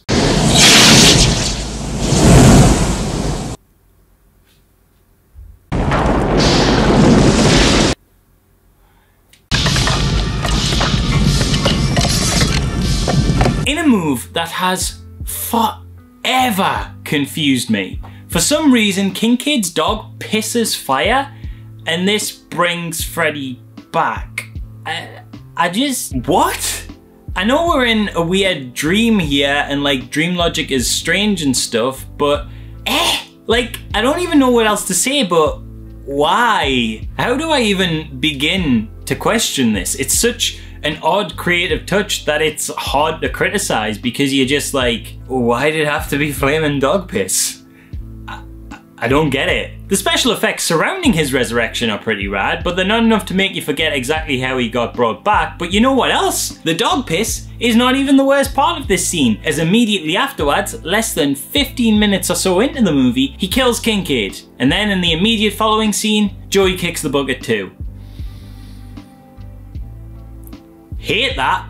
Hate everything about that. God, I just despise it when the sequel in a horror film immediately slaughters the previous film's cast. But it's an especially egregious example here. Kristen lasts a little longer, but don't get your hopes up, she'll be out of the picture before the halfway mark as well. Way to undo the narrative victory they had in Dream Warriors, man. God, I'm not saying you can't ever have a recurring cast member die. After all, Dream Warriors killed Nancy, and I was all for that. But don't treat the heroes of your previous story like disposable extras in the next. Make it feel earned at least. Respect your characters, come on. It's so frustrating as so many things do this. You'll see me mention a similar instance later when we cover the Friday movies. It just feels so cheap, so undeserved, so undermining of the last film's efforts. It's like you're punishing your audience for paying attention and sticking around for the franchise. It just sucks, because retroactively now, watching Dream Warriors, their victory doesn't even really feel like a victory at all. At the risk of sounding pretentious, this feels disrespectful to the characters.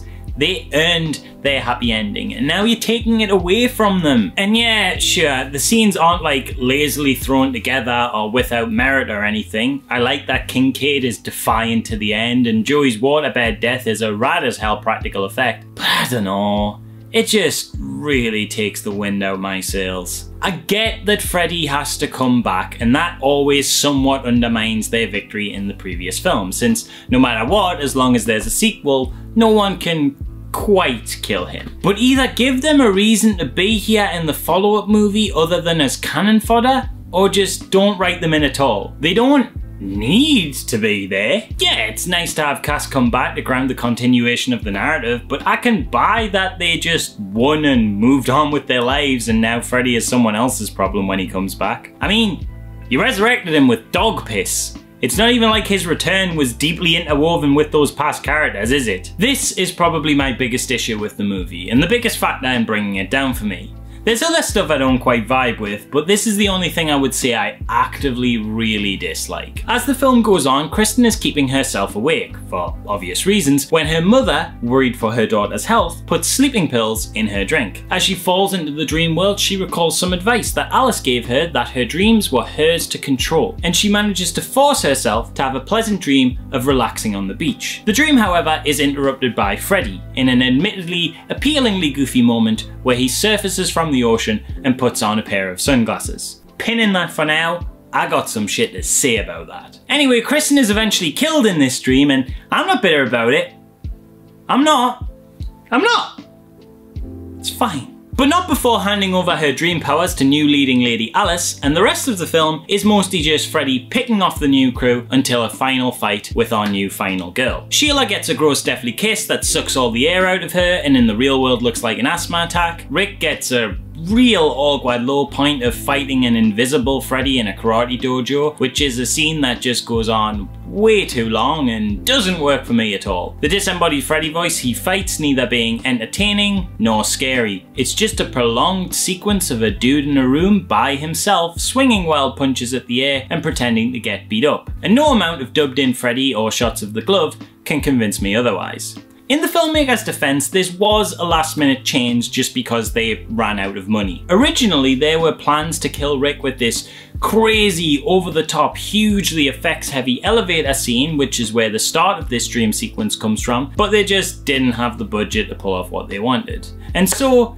cheesy karate dojo invisible Freddy fight got thrown in there to pad the time and kill the character. And finally, in a real spectacular high point in the movie, Debbie gets turned into a cockroach and smushed, which kinda sounds dumb when I say it like that, but it is handled amazingly with some of the greatest practical effects the entire franchise has seen, featuring some horrendously nightmarish imagery that in lesser hands could have easily looked silly, but here in motion is skin-crawlingly effective. I'm particularly equal parts grossed out by and a fan of the moment where she lifts up from the sticky floor and leaves her jaw behind. Ah! So gross. While this is happening as well, we have one of the film's smarter moments going on elsewhere, in a scene that Freddy actor Robert Englund has described as his favourite in the films, where Alice and that hot boy she fancied from the start of the movie, Dan, are trying desperately to reach Debbie and save her before she's killed. And they jump in a car and drive to her, and when we cut back to them,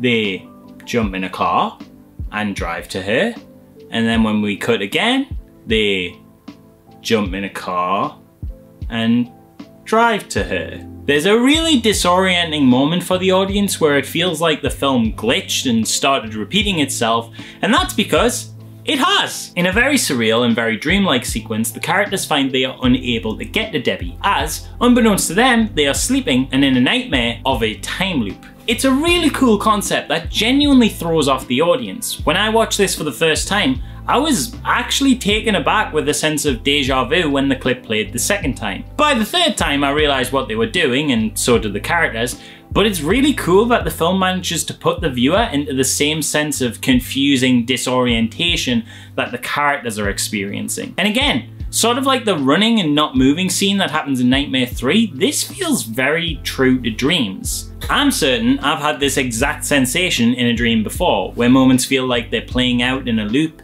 and I'm sure I'm not the only one. In an otherwise mostly silly and MTV-ified movie, this stands out as a real instance of creative psychological horror and using the format of film and audience expectations in a clever way. After this, with all her friends except for love interest Dan dead, Alice decides to take on Freddy once and for all. Fortunately for her, she's not really alone, as the new powers she's had bestowed upon her by Kristen gave her the unconscious ability to also consume her friends' skills and personality traits due to their souls being tied to Freddy's after their deaths, and Kristen's powers momentarily flew through him on their way to Alice, giving them a kind of connection. I think that's what's happening anyway. It's not explained the best, but it's clear that she's picking up their characteristics and abilities, and that's all that matters. So with Kristen's fearlessness, Sheila's smarts, Rick's martial arts, and I guess Debbie's coolness, she battles Freddy in a music video-esque lit and stylized final fight, which is super fun, but unfortunately reaches something of an anticlimax as she defeats him by reciting a rhyme and showing him a mirror?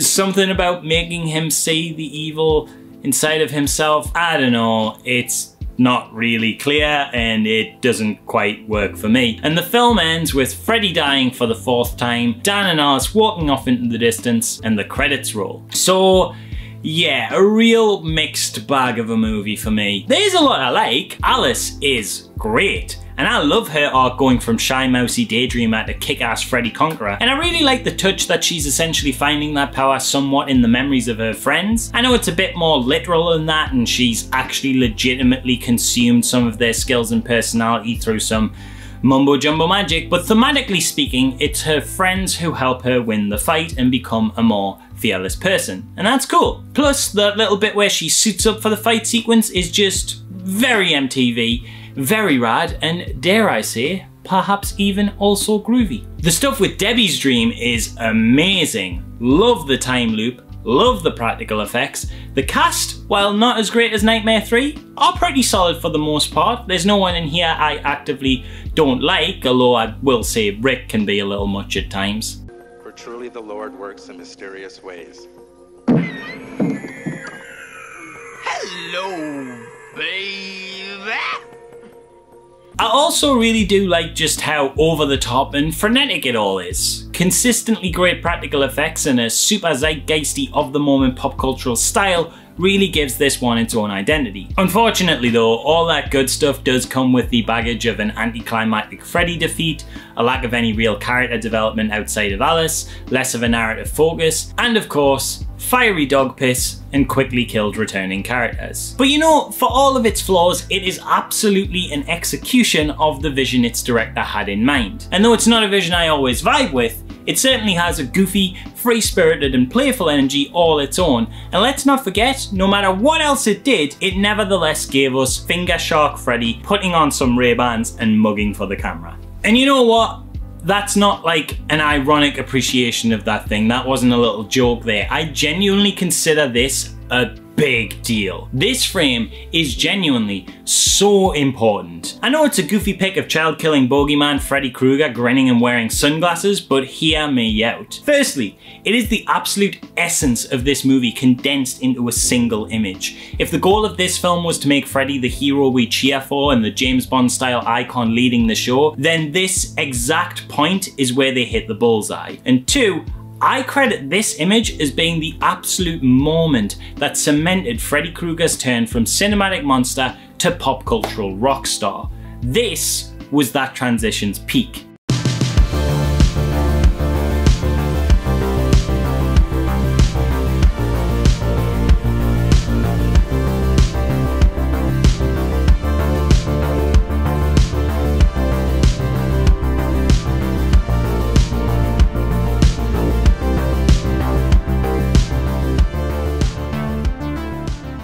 There was a brief period of time in the 80s where Freddy was the coolest man on the planet. It wasn't that this movie was the one to start this trend. Freddy was being marketed as the main attraction as early as Elm Street 2, and Elm Street 3 had already dipped its toes in the waters of MTV-esque rock stardom with its theme song written by rock band Dokken. By the time they were shooting this fourth film, when word got out where they were filming, they'd apparently draw crowds reminiscent of the ones that circulated during Beatlemania, all keen to get a glimpse of the blade-wielding child killer. So it's obvious the Dream Master was not the catalyst to this craze, but it tapped into an energy surrounding how the pop cultural consciousness perceived Freddy at the time and absolutely played into it. When people say this is the MTV nightmare, they really mean it. Not just because it's styled and shot a bit like a music video, but because it has that energy. It's an adrenaline shot into the process of making Freddy into a rock star that didn't just speed up that process,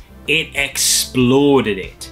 Bob Shea might have been skeptical of the film's direction during the making of, but when they did the test screenings, this film got standing ovations. The reception was so overwhelmingly positive from test audiences that Bob turned around to the director he'd been grimacing at for the past several months and went, "You know what? I think you were right." And Harlan was right.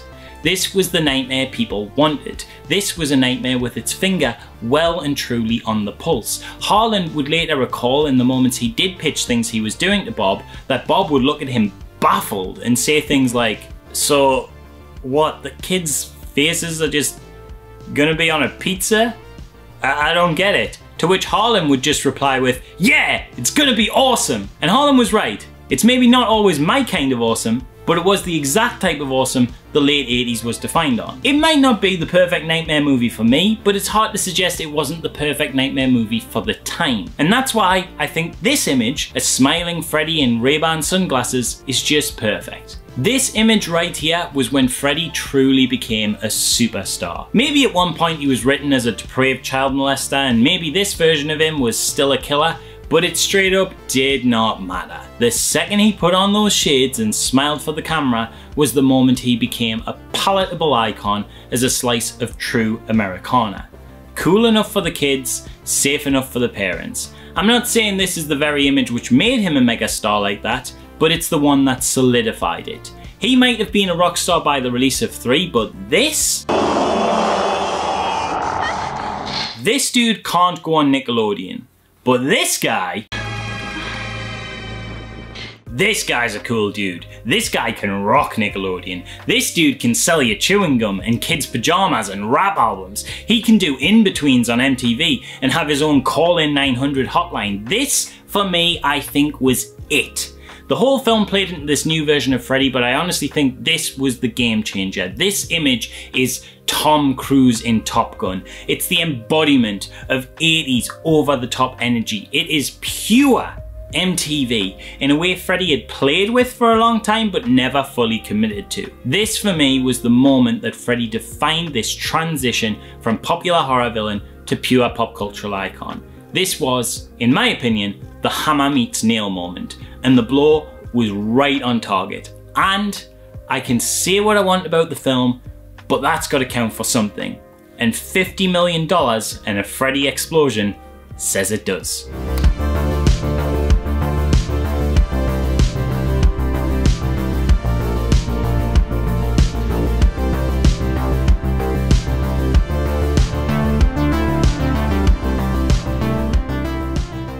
You remember yesterday when I talked about how Nightmare on Elm Street 4 had some high points, but that I wasn't always completely on the same wavelength as it? And you remember how I concluded that ultimately that didn't matter, as regardless of what I perceived to be its flaws, it was the absolutely perfect Nightmare movie for that exact moment of time during its release? Well, apparently I can't say the same about Nightmare 5. 4 might not have always been to my personal taste, but I recognise what it was doing. 5 though?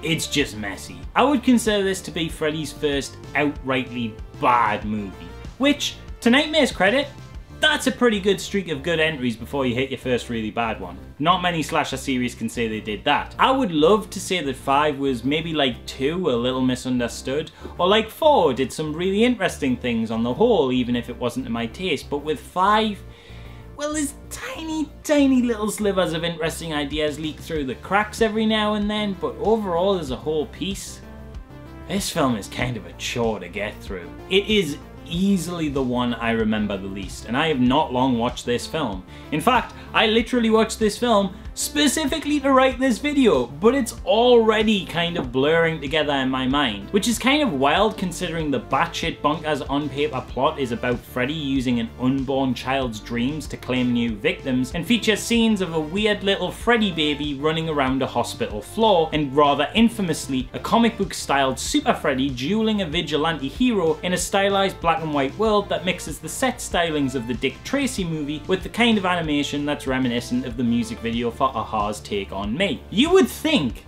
that any movie featuring this level of nonsense might not be particularly good, but at least it would be somewhat entertaining or memorable. But it's not.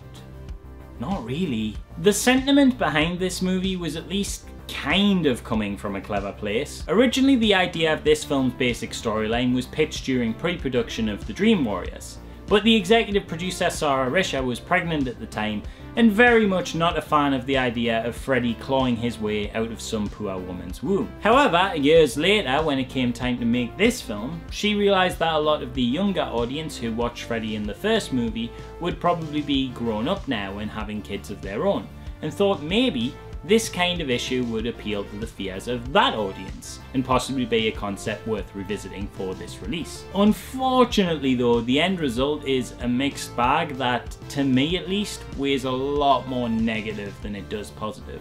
As always with these films, it's a great special effects showcase, but the highs of these crazy creative dream displays are fewer and further between, it feels, than usual, and the in-betweens that get us there are really wonky. Trying their best to emulate the music video stylized success of the previous movie, but meshing it with dark gothic inserted visuals in a much darker tone that, in my opinion, does not at all gel well. The film opens with sexy boy Dan, as all Dans are famously known to be, and Alice, the Dream Master and fourth movie's final girl, now dating. Everything is peachy until Alice starts to have a weird nightmare experience of nearly drowning in an overflowing shower, which after escaping leads to visions of herself as a nun with the name tag Amanda Kruger. Because oh boy, oh goody, we're really heavily revisiting that bastard son of a 100 maniac storyline I hated in the third movie. Only this time, we get to see a lot more of what happened, as this time round the visual depiction of a dungeon looking asylum plays out in real time, and it's full of dangerous looking men who we get to see attack a young nun.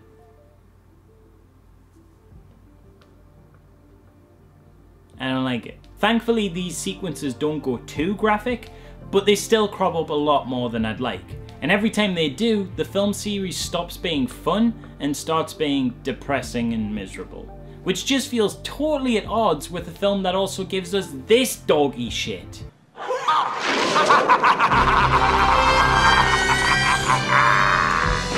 Faster than a bastard maniac. More powerful than a loco madman. It's Super Freddy!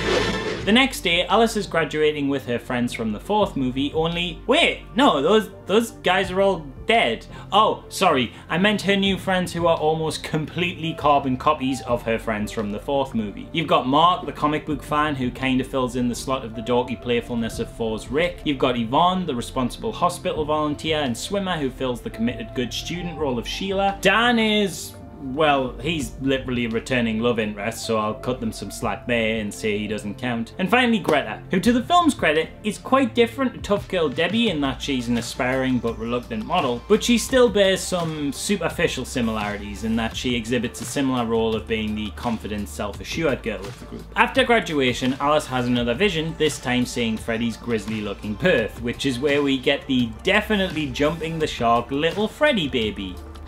No thank you. If Elm Street 3 over-explained his origins and added mythos that was never needed, Elm Street 5 here is over-explaining the over-explanation. This is shit we already know, that we didn't need to know in the first place, and that when visually presented and meant to come off as brooding and dark, instead just communicates to me as hokey. I mean, it's a baby Freddy.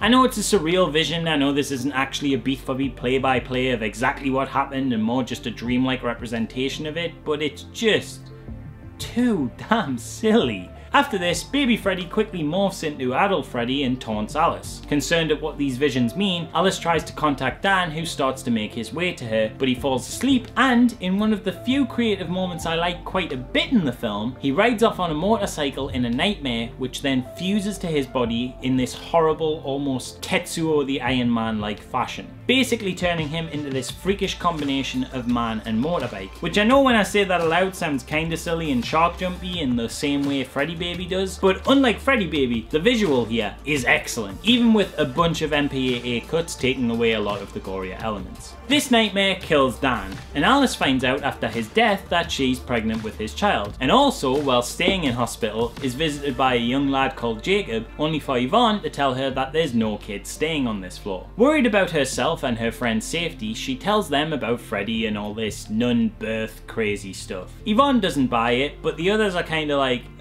sure, yeah, maybe. And then naturally, the nightmare killing begins. First up is Greta, the reluctant model who dreams of snapping at her controlling mother in front of all of her guests, before Freddy appears and, in keeping in thematic line with her mother managing her diet so much, kills her by what I consider to be the single grossest death in a nightmare movie. Yes, worse than the cockroach, by force feeding and over engorging her on food. I kinda don't enjoy this. As good as the practical effects may be, even with some of the more cartoony qualities to the makeup, this just makes me feel a little bit sick. Like, I recognise it's great work and it's doing its job, but I'm genuinely repulsed by it. Especially in the uncut version of the scene where he starts feeding her her own guts, like, ugh. I feel kinda gross even talking about it. That's just me though. Plot-wise and effect-wise, this is a perfectly thematically appropriate and visceral death in keeping in tone with the movie, even if some of it looks slightly goofy, but it just doesn't play as fun for me.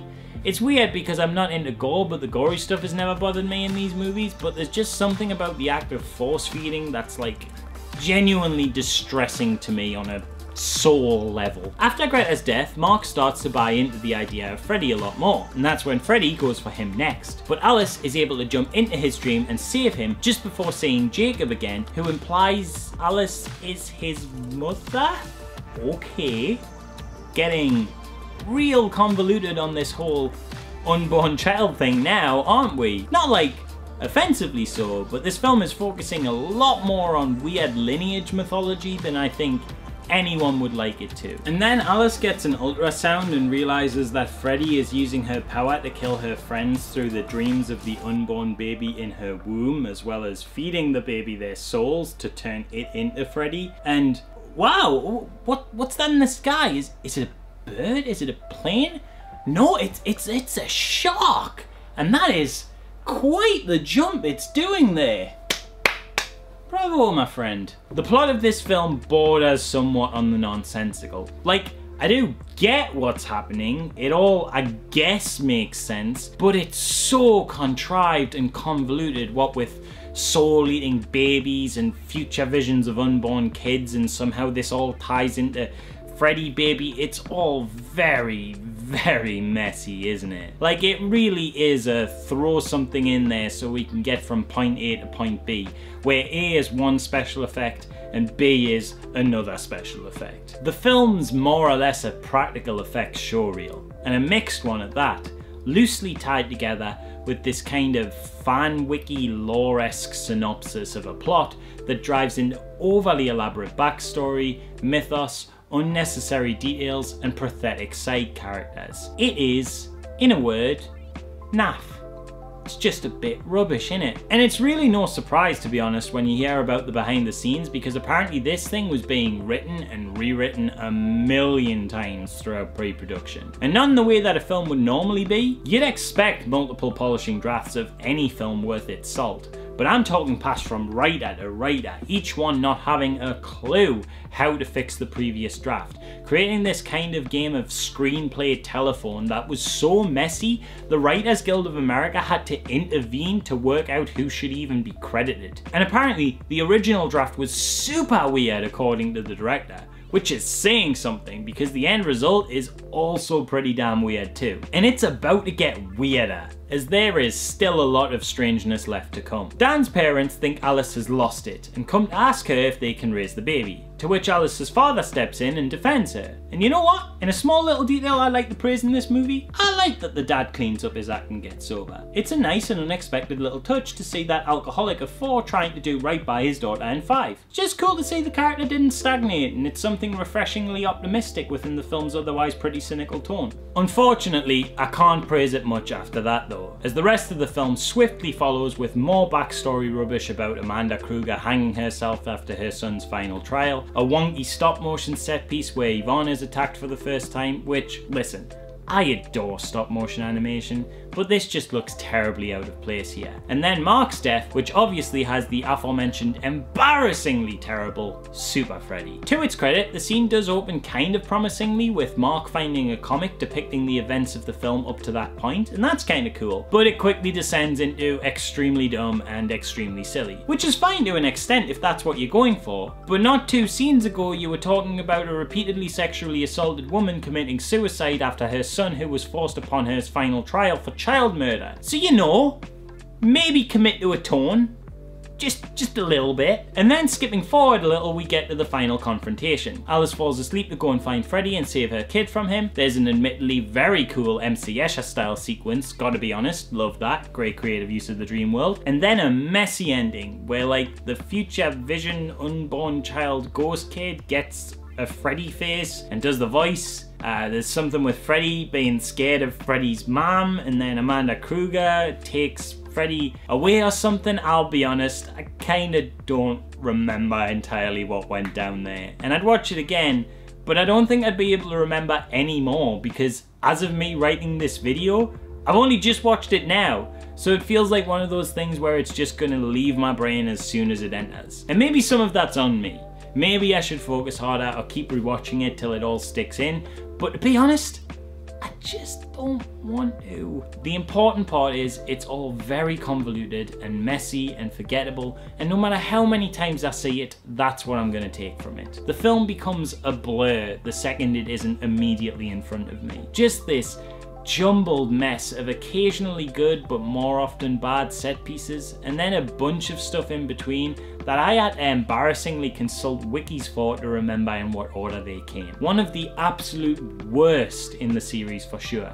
Even Stephen Hopkins, the guy who made it, doesn't like it, having said in a Fangoria interview that it was a rush schedule without a reasonable budget, and after I finished it, New Line and the MPAA came in and cut the guts out of it completely. What started out as an okay film with a few good bits turned into a total embarrassment. I can't even watch it anymore. And man, I don't know that putting in the gore cut out by the MPAA would help it all that much, but when the director calls its final form an embarrassment, That's pretty damning. And notice as well that when it was at its best, he only called it an okay film with a few good bits. So whether it really was those MPAA and New Line cuts that wrecked it, or maybe something else entirely, it sounds all in all like it was never really exactly destined for greatness. Well, the wagon had to fall off sometimes, I suppose. There's only so much you can milk a cash cow before it runs dry. But hey, on the bright side, it did give us Iron Maiden's track Bring Your Daughter to the Slaughter, and that's a song. And you know, it's not like the series can get any worse than this. Anyway, tomorrow we're doing Freddy's Dead, which has a Rotten Tomato score of 20% compared to this film's 29.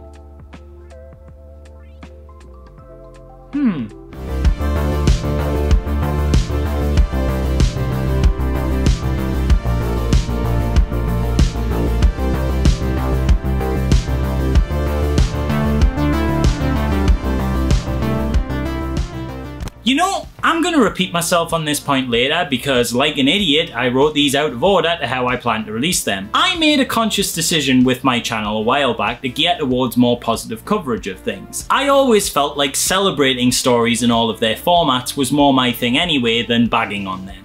And often, I can find kind words to say about even the stuff I don't like. Nightmare 4, for example, I noted had its dips, but I could still weigh up its positives and talk about its impact on the franchise and pop culture as a whole. And even though Nightmare 5 was really quite lackluster, I like to think I was fairly kind to it wherever I could be. I don't really enjoy trashing on things, especially on Wholesome Halloween. This is a show of celebration, but I kinda caught myself in a hard place here by committing to doing the full original continuities of these series. Because while obviously these guys became icons for a reason, with some really genre defining and incredible films in their run, there is unfortunately some turkeys along the way. And let me tell you, Freddy's Dead: The Final Nightmare is unthinkably bad. I had not seen this entry in the series before I watched it for this video, and oh my god. Look, before any preamble, I'm just gonna get right into it and sum up the events of the film. I need to explain to you what happens in this thing, because that is, as of this very moment,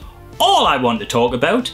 Before any analysis or deep dive or review or whatever it is you come to these videos for, I need to get this plot summary out of me and put it into the world just to kind of cement it in my memory so I can be sure I didn't have an extremely vivid sleep-deprived hallucination. Because part of me still believes that's the only way this thing could be real. It is an experience. Okay, so here goes. After a couple opening quotes that made me giggle, one from one of the greatest philosophical minds throughout the ages and the other by Friedrich Nietzsche, the film gives us some quick titles explaining the setup. Dropping the Alice Johnson storyline, the movie instead gives us the frankly completely absurd premise that 10 years from now, with now I guess referring to the time of the movie's release, every single person under adult age in Springwood is dead, except for one survivor, and all the adults of the town are experiencing mass psychosis. I don't even know if I have time to get into how preposterously silly that concept is, but trust me, it's only gonna get far weirder. So our surviving kid is this dude. Yes, he's a kid, I know he's clearly in his mid-20s, but he's apparently 17. Just go with it. It's not like all the other films had correct age teenagers anyway. So this guy, who was only ever named as John Doe in the movie, is on a plane trying to get out of Springwood on account of all the death, when the plane falls apart and he tumbles back to Earth, only to wake up from a nightmare. Or has he? Well, no, it turns out he's still in one, as, get this, his house is plummeting through the air Wizard of Oz style, and Freddy, in full homage to the Wicked Witch of the West, flies past his window on a broom in full costume with a cape and pointy hat, and cries out, "I'll get you, my pretty, and your little soul too."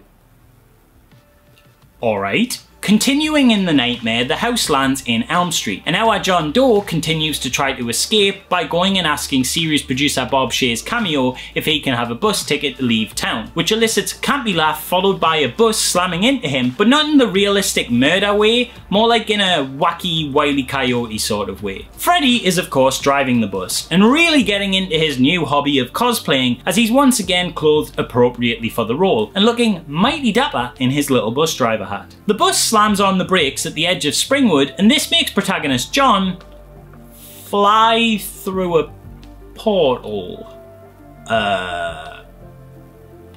Okay. And oh wow, this really is the Looney Tunes nightmare, isn't it? As the portal fly through even leaves a perfect cartoon cutout of a dude behind when he goes through it. So it turns out that Freddy can't leave Springwood and there's some kind of magical border preventing him from getting out of it, and that's just super confusing. How does that work? Is that a thing that's been mentioned before? How can he be restricted to a town? He doesn't even inhabit the real world. Does the dream world know where the town limits are? Does it have the same geography and border divides as reality? I mean, this makes no sense, right? It's not just me. I'm really thrown by this idea that the way to defeat Freddy is to just move. Hell, you don't even have to move. Just like have a hammock outside of the city borders to take a nap in and you're right as rain. What a bizarre plot point. Why completely undermine the strength of your antagonistic force like this? Well, whatever. John Doe is, for all intents and purposes, completely safe now, so film ends there? No, it keeps going. Flying through the portal made the poor lad hit his head off a rock and lose all his memory. So he just aimlessly wanders until some police find him on the street and take him to a local youth shelter, where we meet the rest of our cast. First is leading Lady Maggie, who's one of the youth carers on site and tries to help the teens alongside their therapist, Doc. I'm not abbreviating here, that's his actual name. He's a doctor and he's only ever referred to as Doc. So either they just call him Doc due to his title, or his name is literally Dr. Doc. Either way, Doc is super interested in dream stuff and explains to Maggie the meaning behind this picture he has of 3 dream demons who travel through the dreams of people until they find someone they deem evil enough and give them magical powers. And oh no, this is gonna be another Freddy origin over explanation again, isn't it? Well, we'll find out later, as before we get to that, we still have to meet the body count for the film in the form of the shelter's teens, who all have 1 or 2 defining features. Spencer, who loves video games and hates his dad, not really sure why he's at a youth shelter, this isn't like a babysitter club. The other kids here are orphans or had physically abusive parents. I guess he's just deemed as like a bad kid. I don't know, I never really got this. Then there's Tracy, who is tough and abrasive, and Carlos, who I hate to define as being the deaf one, but other than his disability, we don't really get much of a sense of anything about him. I mean, I guess he's actually the most likable character, to be fair. He seems friendly or whatever, it's just that they make him being deaf so much of his defining feature that it even becomes the theme behind his killing, which is, a choice. Anyway, once John Doe comes in, Maggie tries her best to get to the bottom of what his story is, but he doesn't remember anything other than that he doesn't want to fall asleep. Maggie finds a newspaper clipping on his possession referencing a missing Kruger woman we later come to find out is Freddy's wife from when he was alive, and when she falls asleep it comes to life in this really cheesy effect. This brings us into a little dream sequence where we see a kid playing with her dad, but Maggie quickly wakes up. Wonder if that's important. John Doe also has some dreams about that same kid, and in these dreams he has a wander through the Elm Street house in actions his real life body imitates to hilarious effect. Jesus Christ, these VFX. The next day the two chat about this dream and Maggie is surprised to learn his featured the same little girl and is keen to understand more about this guy. At the suggestion of Doc, Maggie takes John Doe back to Springwood in the hopes that it will spark some memories. While going there, John hallucinates the little girl again and spins the van out of control trying not to hit her. This causes the other 3 teens, Tracy, Spencer and Carlos, to tumble out of the back of the van into the driver and passenger seat. They'd been planning to run away from the shelter and Spencer's dad and hid in the van thinking they could catch a ride out of town. Too close to Springwood to take the kids back now, Maggie just continues to drive there with all of them in tow. And when they get there, this already weird film takes an even weirder turn. I do not even know how to adequately articulate the town they stumble into other than it's just fucking odd. Oh, what beautiful, adorable children! Would you like to come and live with us? It's been so long since we've had children in the house. As already mentioned, the adults of this town are experiencing some kind of mass psychosis, and the way the film communicates this is just batshit. There's like this really awkward town fair with these shambling adults wandering around confused at the teens' presence, with one played by Roseanne Barr trying to on the spot adopt them before getting chastised for doing so by her extremely poorly acted husband. I want my children back! You know they bring him!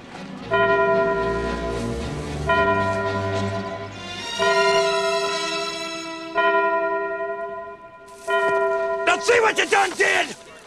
A lot of people really chew the scenery in this movie. It's kind of a welcome addition for the most part when Freddy does it. Like, don't get me wrong, the whole approach to him going fully into this clownish persona isn't something I completely vibe with, but Englund has the acting chops to pull it off. The rest of the cast though? Oof. It's not just the extras who do this as well. John Doe has some really awkward and obnoxious lines throughout. And with him being such a major role, it totally takes you out of it. Especially when this scenery chewing crops up in scenes that feel otherwise meant to be serious. Free me, you idiot! I'm your fucking memory! Ugh. While wandering the town with these weird as hell inhabitants, the gang find that the phones don't work and they're seemingly unable to leave the town as driving around sees them looping the same roads and iconography no matter where they go, in a scene somewhat reminiscent of Nightmare 4's little dream loop sequence. They try to consult a map to get them out of their situation, but it just continues to unfold infinitely, creating this giant mass of paper that just tells Carlos he's screwed. Personal little anecdote interjection here. I first heard the line where Carlos says, "The map says we're fucked," way back before I'd even seen a Nightmare movie, when I played the Newgrounds Flash game, Escape from Elm Street, which as a kid, I remember being deeply atmospheric and terrifying, but now, hilariously, looking back at it as an adult seeking it out again after seeing this film, that photorealistic horror I remember is actually very Microsoft Paint Doodle-esque. I had completely forgotten about this, but I mention it now because there's a sequence in that game where you pick up a map in a shed, and it echoes this exact audio clip from the movie. The map says we're fucked. And when watching this film for the first time to make this vid, Carlos said that line and I swear I had a full-on out-of-body experience. The long dormant memory of this game suddenly bubbled to the surface of my thoughts and I was totally transported to a moment in time where I was playing this creepy little Flash game on what I naively considered the dark corner of the internet, the horror game section on Newgrounds. I vividly recalled how the whole experience was made all the more terrifying by the fear I was doing something I shouldn't. Sneaking little sessions in on this creepy escape room game through a slow dial-up connection on a clunky big box computer while my mum was likely picking up a younger sibling from a late finisher karate or dance classes. This was baby's first steps into horror. It honestly felt like the ending of Ratatouille hearing this line again when the critic has the food that takes him back to his childhood. The second the sound of that line's vibrations met my ear, I was 10 years old again, tucked in the corner of my mum's room where the family computer was, hoping I wasn't on long enough that she'd notice it on the phone line bill, and silently praying to myself that I had enough time to escape Freddy and get closure on this little Pandora's box I had foolishly opened. I could only imagine where this line came from. I'd heard stories of the Freddy movies and I had this image in my head of these teens lost in the moonlight of the woods, panic in their voices, the map taunting them as the oppressive darkness crept in over the last night of their lives. Turns out I was way off in my assumptions and it's in this goofy as hell thing. Wild. All things said though, big fan of the sweary map.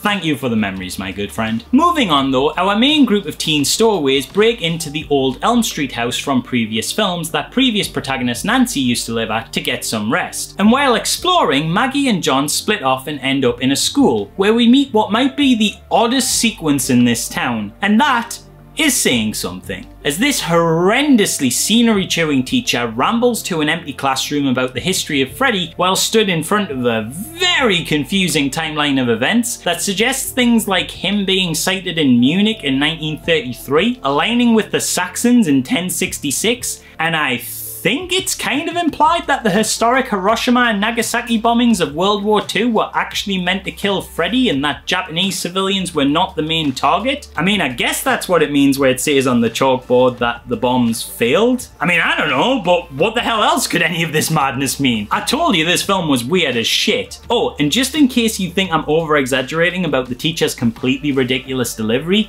here's a quick clip with the audio left in. Welcome to Freddy 101. 1493, Freddy sailed across the sea.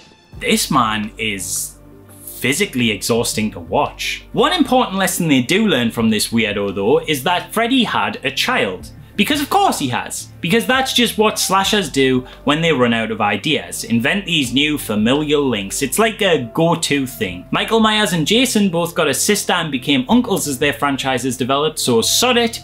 Why not give Freddy a kid? Back at the house, Carlos falls asleep and wakes up in the dream world to his extremely drawn out murder. The entirety of which, of course, revolves thematically around his hearing. Because he's deaf. Get it? First, we get a really skin-crawling moment where Freddy jams a large cotton swab into his ear way deeper than any one of those things should ever go. Then Freddy cuts off Carlos's ear and dances around behind him, making loads of noise, mocking the fact that he can't hear. Man, I know you're a child murderer, Freddy, but that's a dick move, dude. This whole scene then descends into a kind of pantomime act where Freddy gives Carlos a hearing aid that gives him super hearing and then proceeds to mess with him, each time upping the ante with a performative flair. First, he drops a pin, which Carlos catches, but more pins, this time too many to catch. And then we get him using his finger knives on a chalkboard, and Freddy just keeps messing around with this until it gets so loud Carlos's head literally explodes, giving us our first death in this slasher film a near 40 minutes into its runtime. And as an added bonus, he throws in this one-liner. Nice hearing from you, Carlos.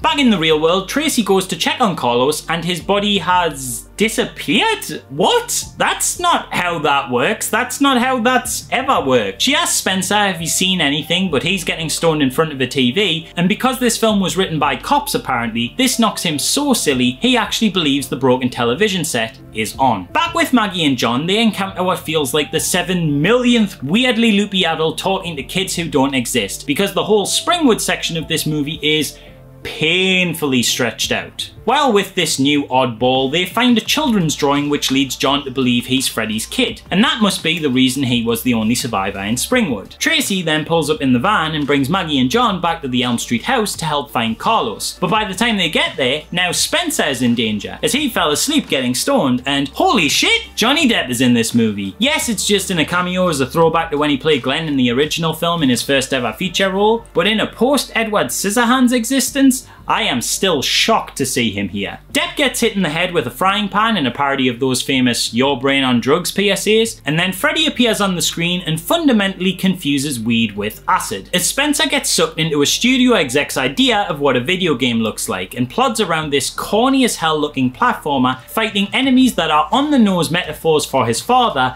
at the control of Freddy, who riffs on the NES slogan. Now I'm playing with power. What the fuck is happening? As if this wasn't terrible enough, Spencer's body gets thrown into the real world, but his video gamey movement comes with him, and what do I even say to this?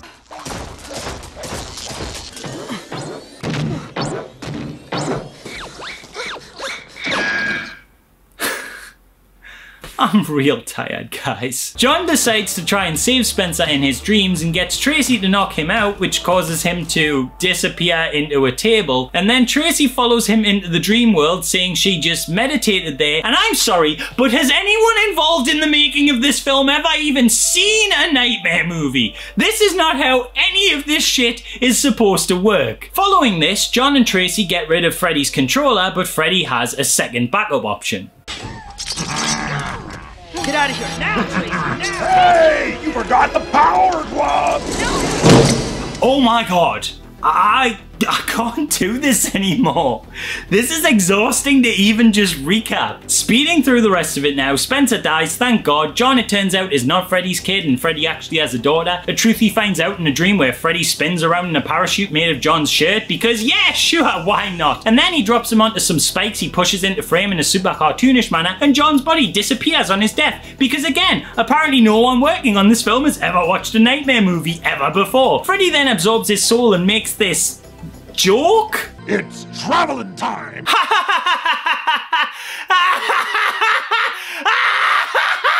What?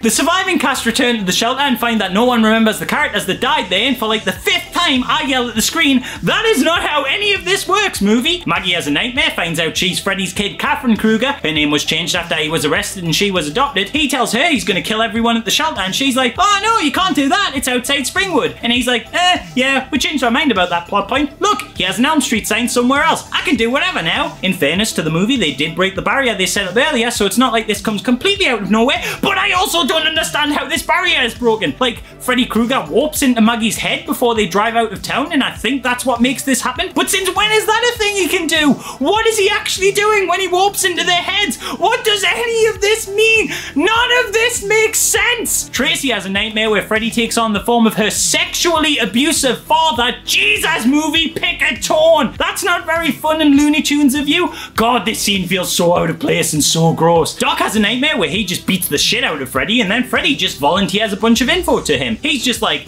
whatever, I can't die because the dream demons always bring me back. Yes, the dream demons are part of his whole shtick now. These weird claymation sperm with faces apparently gave him magic dream traveling powers. This is definitely what that character needed. This is fun. We're not jumping the shark here. This is exactly what I come to nightmare movies for. Overcomplicated mythology. Anyway, Doc comes to a conclusion of how to kill him, which is to just bring him into the real world in an exact repeat of the plot point from the ending of Nightmare 1. Leading Lady Maggie, or Catherine, or whatever you want to call her, gets Freddy fishing duty since she's his daughter and goes to sleep, but not before Doc gives her some 3D glasses that will allow her to enter Freddy's mind in the dream world. What? In a sea of baffling decisions, this one seemed the most random to me when I watched it until I found out later that the final 20 minutes or so of this film was shot in 3D, and this part's the signal to their audience to put on the glasses now. I should have guessed from the film's immediate desire to obnoxiously throw things at your face the second the next scene starts, but watching the 2D version and not knowing about this, I just put it down to the film being weird again. Maggie then takes a trip through Freddy memory lane and we get even more backstory to his already hugely over-explained origin. We find out he was bullied as a kid, that Alice Cooper was his foster dad and used to abuse him, that he murdered his wife, and that yes, magical sperm demons offered him dream immortality. Maggie pulls him out into the real world where they have a really sloppy looking fight. She eventually stabs him with his own glove, says Happy Father's Day, and explodes him with a pipe bomb. Sperm demons fly away, Maggie says Freddy's dead so we can all point at the screen and go, "Ooh, she said the thing!" And then the film mercifully ends on a recapping montage of all of the better Nightmare movies.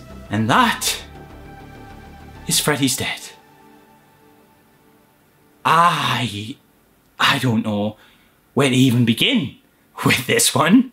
There is a lot going on here. I think that's the longest plot summary I've ever had to give, and I skimmed most of it. Jesus Christ, man. Look, the 90s were a difficult period for slasher films, especially for those first 6 years before Scream came out and gave the genre the adrenaline boost it desperately needed. The big icons had dominated the scene for more or less over 10 years now. The rip-offs had come and gone, and that main lot were just lingering on, struggling to keep audiences interested after they'd already seen 4 or 5 or sometimes even 8 films in their franchises already. Bloody greedy ass Jason here hogging the screen with 1 a year. So knowing this, New Line Cinema thought it was time to move on. While they had built up their entire studio on the backs of Freddy, they'd gotten to a level now where they were putting out more frequent hits and creating other franchises. And so the decision was made that this would be it. Let's put out one final one and call it a day on our boy Frederick. They even had a public funeral for him before the film's release, which as far as marketing stunts go,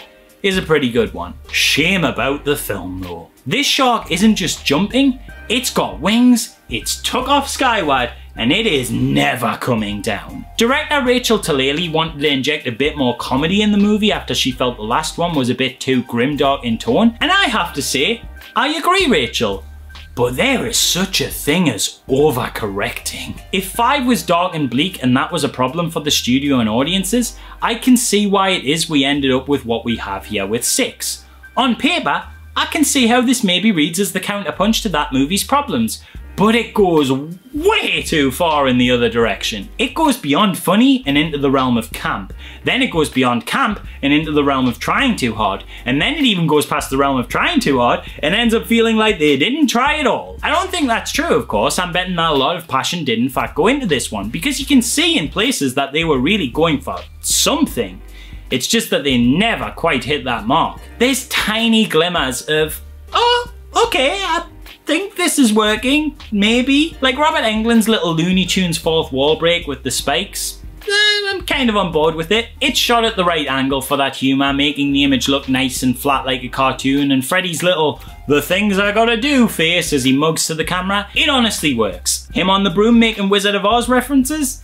It's worth a chuckle. But fuck me, man, that video game scene. Jesus H. Christ. That's a challenging watch. Like, it is difficult to willingly sit through this. And then stuff like the gimmicky 3D sequence in the final section of the film, God, it is a chore. What do I even say about this one? It's difficult to even criticize, because anything you have to say about it just all falls back to the same point.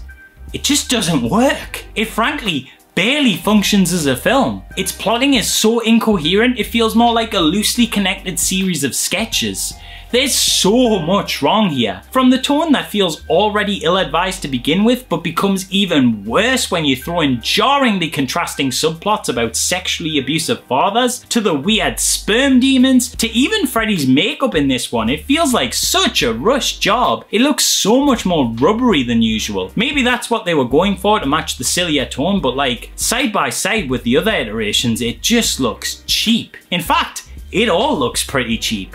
One thing even 5 had going for it is that it had some occasionally pretty decent practical effects, but besides maybe the nightmarish hearing aid in this one, everything just looks amateurish. The magical barrier smash, the climbing the keyed out stairs, the embarrassing video game sequence, it's proper rubbish. Trying to be nice to it, the best things I can say about the film are nothing to do with what happens in the actual movie. Firstly, it is cool to see Rachel Talalay, who has been working as a producer on the movies for a long time, get a shot in the director's chair. For all its messy faults, I kinda prefer it to 5 by comparison, because at least it's not boring, and watched with friends in joint astonishment, you can still get some kind of dopey value out of it. And thirdly, it sorta gave us Lord of the Rings. Actually, Peter Jackson was invited to write a script for the movie after they'd been impressed with his horror films, and he put together an, I think, honestly pretty cool concept that would have seen a Freddy who had fallen so far in the minds of the kids of Elm Street that they would take sleeping pills for fun just to beat on him. Eventually, he'd kill a kid by accident and the terror would start to creep in again. And there was a cool subplot about a character falling into a coma and being stuck in Freddy's dream world forever, which was a plot point the reboot even briefly revisited. While in the end he didn't get the job, it gave him a foot in the door with New Line Cinema, and he'd later use this connection to make what I consider one of the single greatest achievements in cinema ever. So that's cool. All in all though, I think calling it a mixed bag would be extremely generous. It's a proper disaster. The kind that comes around very, very rarely these days. Viewed alone, it is nigh on unwatchable. With friends, there is a small joy to be taken in basking in the amazing terribleness of it all, and to be fair, if this is what it takes to get us Lord of the Rings years down the line, I'd have watched 10 of them. On a similar note, its critical failure also somewhat led to Wes Craven being brought back for his much underrated Wes Craven's New Nightmare, which is of course the next movie on our to-do list.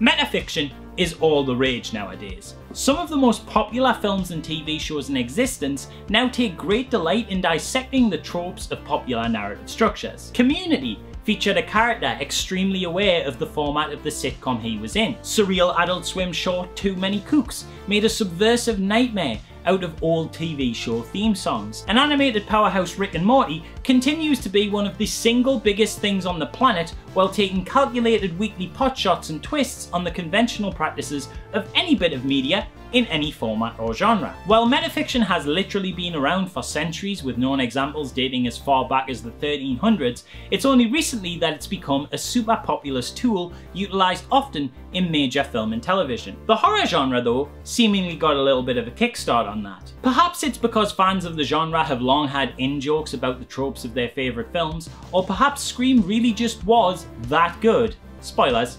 It was. But whatever the reason, after that film's 1996 debut, it felt like there was just an explosion of clever meta titles sprouting up to wink and nod in the audience's direction over the next decade in the horror world. Cabin in the Woods, Tucker and Dale vs. Evil, Funny Games, Shaun of the Dead, Leslie Vernon. Meta horror is so big now, it's basically become its own popular subgenre. and everyone credits that little revolution, somewhat rightfully, to Scream. But fewer people know that Scream's very own director was already dabbling in this soon-to-be hugely popular storytelling form only 2 years prior, in an effort to breathe life back into the shambling corpse of one of his most beloved creations. New Nightmare is a film that actively acknowledges Freddy's rockstar overexposure, and uses it as both a commentary on how we as a culture consume horror films and iconography, while also treating it as a kick-off point to create a new Freddy, one that didn't suffer from the same bloated excessive filmography and audience exhaustion, in a film that feels quietly revolutionary and yet surprisingly natural in evolution. The film takes place in a fictionalized real world with Heather Langenkamp returning for the third time to the franchise. Only instead of playing Nancy as she did in Nightmare 1 and 3, she plays Heather Langenkamp, star of the Nightmare on Elm Street movies, which should be your first clue that this movie is doing something a little different. It opens with a throwback to the original film, as we are greeted with the very familiar opening visual of an unseen character crafting a spiked hand weapon, though this one looks a little more metal than the one we're used to. Eventually, the character suddenly chops off his own hand and cuts! We're on a movie set. And look at that! There's my boy Wes, director and writer of this movie, appearing in a scene he wrote and then directed, where he plays himself directing a fictional new entry within the franchise of the movie he's directing a new entry for in reality, just in case you weren't aware that this film was extremely meta. Behind the scenes of our fake Freddy feature, Heather Langenkamp is watching off camera with her kid Dylan as her husband Chase is working practical effects on the movie, which, fun fact, that also adds to the meta-narrative,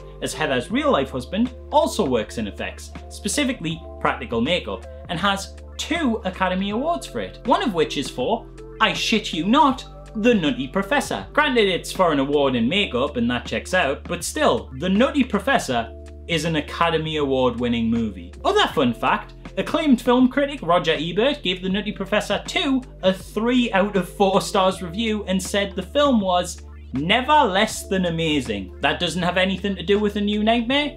I just love that this is a true thing that happened and wanted to share. To get back to the film though, Heather's in-movie husband isn't quite as qualified to work behind the scenes on films as his real-life counterpart apparently, because the dude's sharp-fingered creation suddenly goes apeshit and starts killing people. That is, until it's revealed to be a nightmare when Heather wakes up in her bed due to an earthquake. Or at least it seemed to be a nightmare. But when the quake settles, Chase finds a cut on his finger that matches the one he received in Heather's dream. The earthquake is a recurring motif throughout the movie, often signalling some incoming disturbance. I particularly like the foreshadowing in the immediate following scene where a tremor breaks Heather's wall into the shape of a Freddy slash. That shit's cool. What's less cool, although admittedly in at least one silver lining, extremely convenient for the filmmakers, this film was in production when the 1994 Northridge earthquake hit.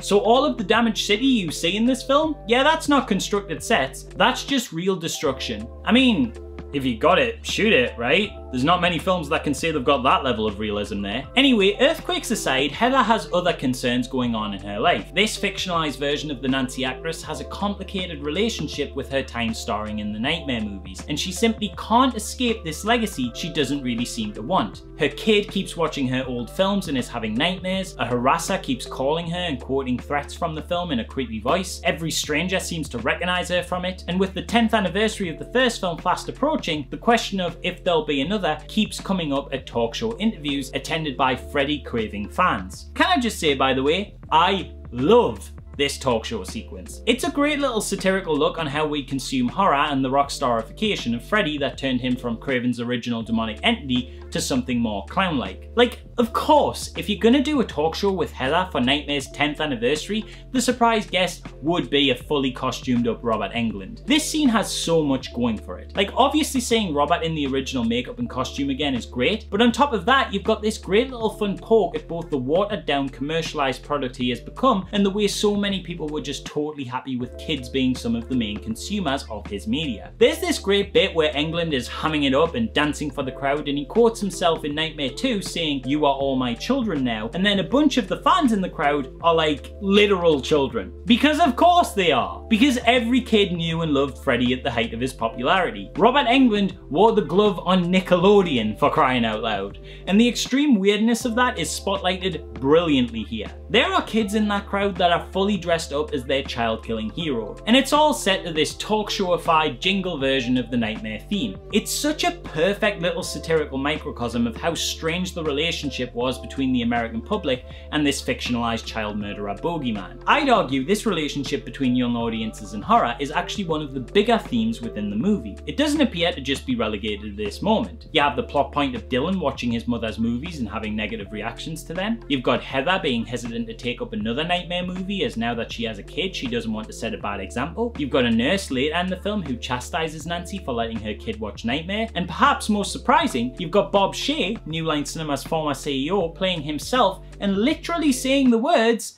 "Kids love horror movies," which is kind of wild, actually. I know obviously it's just a film and he's playing a fictionalized version of himself, but still, hearing a huge horror-making studio head openly and freely admit that they are aware of the relationship between their violent productions and young audiences, especially when this was something horror was so often criticized for in the media, and that those involved in film production would often sidestep by pointing to the age ratings and that the films were intended for an adult audience. It's a shockingly honest moment that I don't think quite got picked up on as much as it should have, partly due to the commentary here being buried under layers of metatextual dissections, though more likely due to the fact that most people just didn't watch New Nightmare if the box office takings are anything to go by.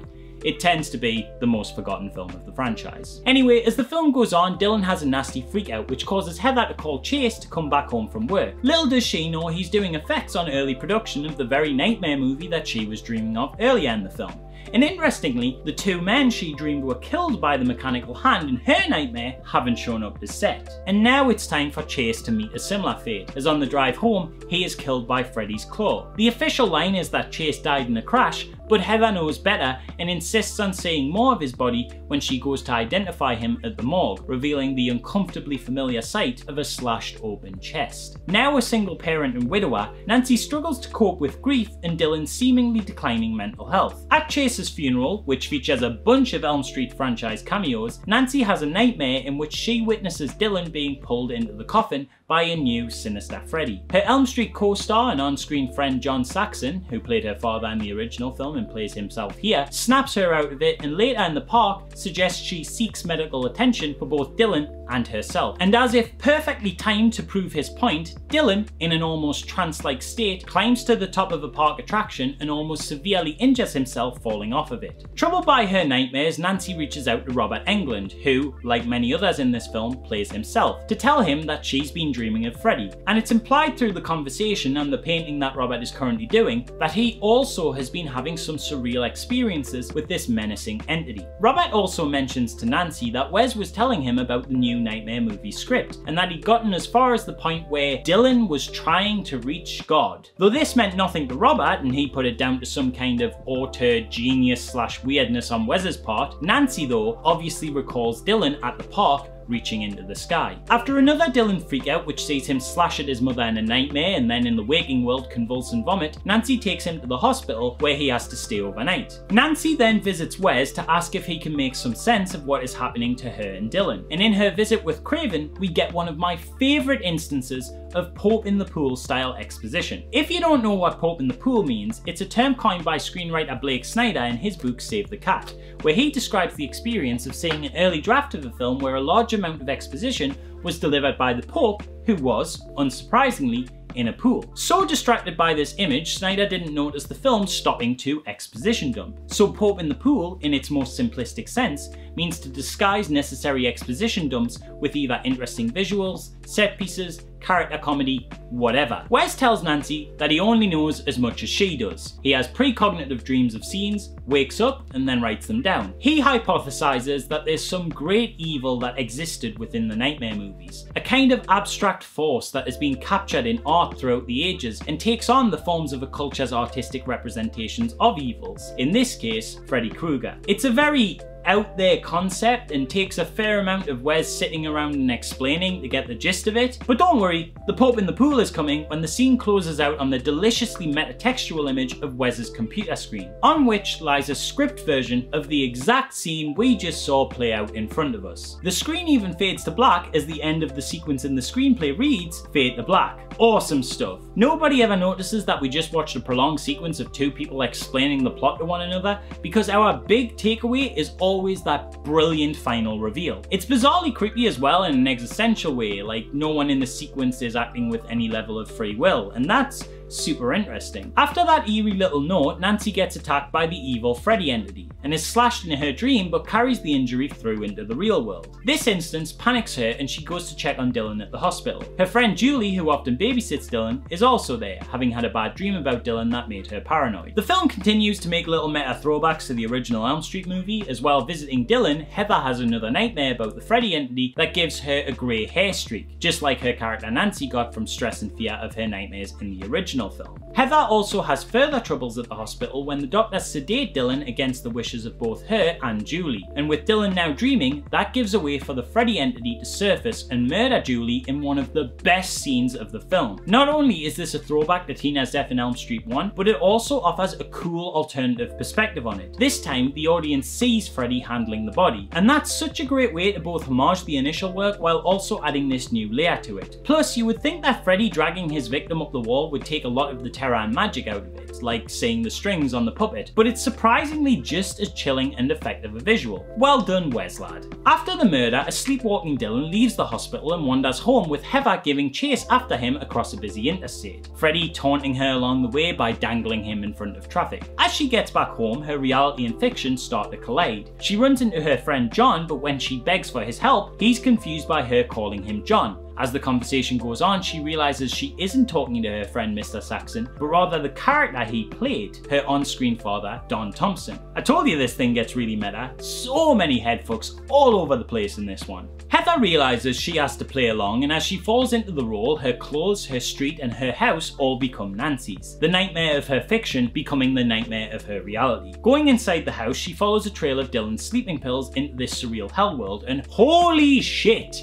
Does it look cool? Look at this set design, holy balls, it's awesome! It's like Freddy's Boiler Room commissioned as a carnival with creative input from H.R. Giger, who've been told to make it look like Return to Oz. Amazing stuff there. Anyway, this is where our final confrontation goes down. We get a lot of surreal Freddy nightmare trickery, like his arms stretching to inhuman lengths to try and grab Dylan, his jaw unhinging like a snake in an attempt to eat the kid. There's some weird shit with his tongue that admittedly didn't quite work for me. I think it comes off a little goofy personally, but tongue bit aside, it's a very effective and imaginative closer in a fantastic setting that ends with the mother and son teaming up, getting the upper hand, trapping the Freddy entity in a furnace, burning it alive, and escaping back to the real world, where they find a screenplay of the exact story they just experienced and a note from Wes saying thank you for playing Nancy once again. Heather begins to read and the credits roll, and in a little bit of fun flavour, Freddy Krueger is credited as playing himself. And that little trippy number we just explored is New Nightmare. I kinda see why it didn't do so well, to be honest. I actually think this film would have done excellently if released now with a few updates to keep it in touch with modern cinema sensibilities. But back in 1994, this was probably just a little too out there for most.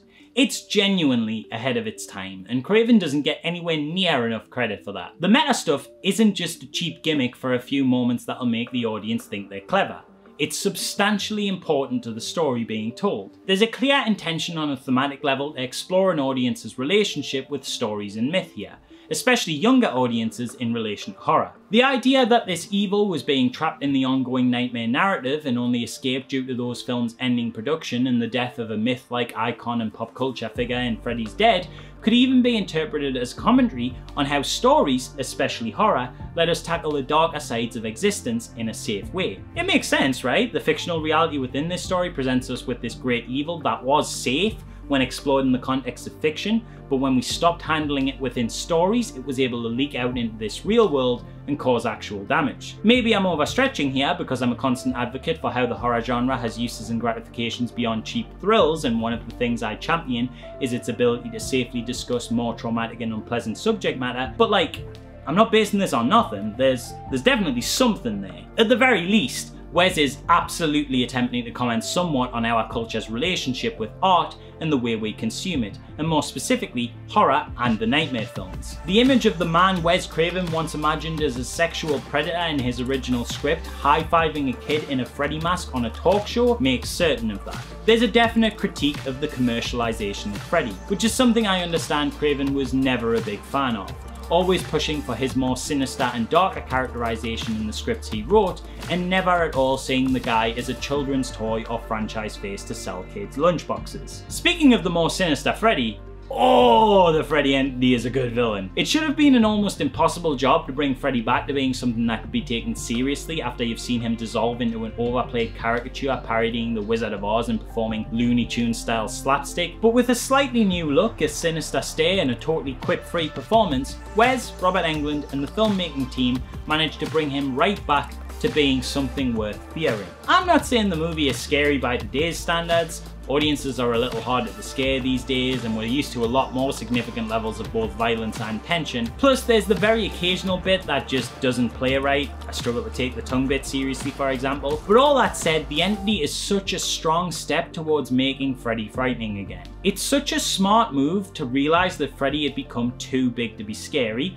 acknowledge that within your own narrative, and then create a plot where a new characterization sprouts from the back of that overexposure. In lesser hands, that could have been messy, but against all odds, they pull it off and it works. I don't know what they did as well to Robert Englund to make him seem so filled out, but he looks intimidatingly broad in this one. Maybe it's just costume with the long trench coat, or they gave him like a more padded sweater or something, but Freddy's looking huge. Love the new design and love the vicious way Robert Englund plays it. God, that man is so versatile in how he can handle this character. I will say though, I'm not as big a fan of his claw hand this time round. I prefer the glove over like an organic matter, but that's just nitpicking. He looks great. Huge step up from the rubbery faced jokester we got in Freddy's Dead. I don't just want to throw all praise on Englund and his entity though, because to be honest, everyone acts really well in this. Heather Langenkamp especially is an amazing performer. And with the film being this crazy metatextual weirdness about a widowed grieving single mother trying to handle her own son's well-being, her complicated legacy,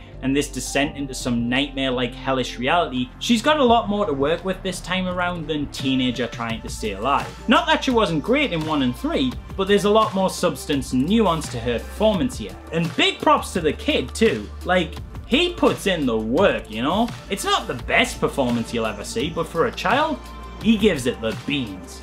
Well done, kid. And that's the thing, really. Almost every part of this film works. I'm hard pressed to find any real issue I can point to and be like, yeah, this is where it loses me. Sure, there's that tongue thing, but that's not a deal breaker. It's on screen for less than 30 seconds. But other than that, the film ranges from solid to great to at times even exceptional. It just sort of came out at the wrong time, I guess. The passion was all there, the people involved were all great, it got good reviews, but for whatever reason, maybe it was Freddy exhaustion, or maybe the slasher was just going out of fashion after too much time in the spotlight, it just didn't get its fair dues on release, and remains one of the lesser viewed series entries. But on the bright side, it's starting to be reassessed a fair amount, and finding new eyes now that metafiction has become the big thing we're all obsessed with, and for what it's worth, in my experience, the vast majority of Nightmare fans who have seen it rate it very highly. I genuinely put it up there with the top of the series for me.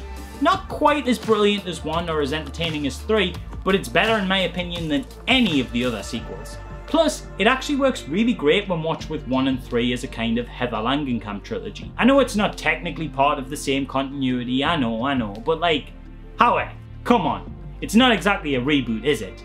It actively functions as a sequel to pre-existing content. A meta sequel, sure, but it literally doesn't work as a film without acknowledging the first entry.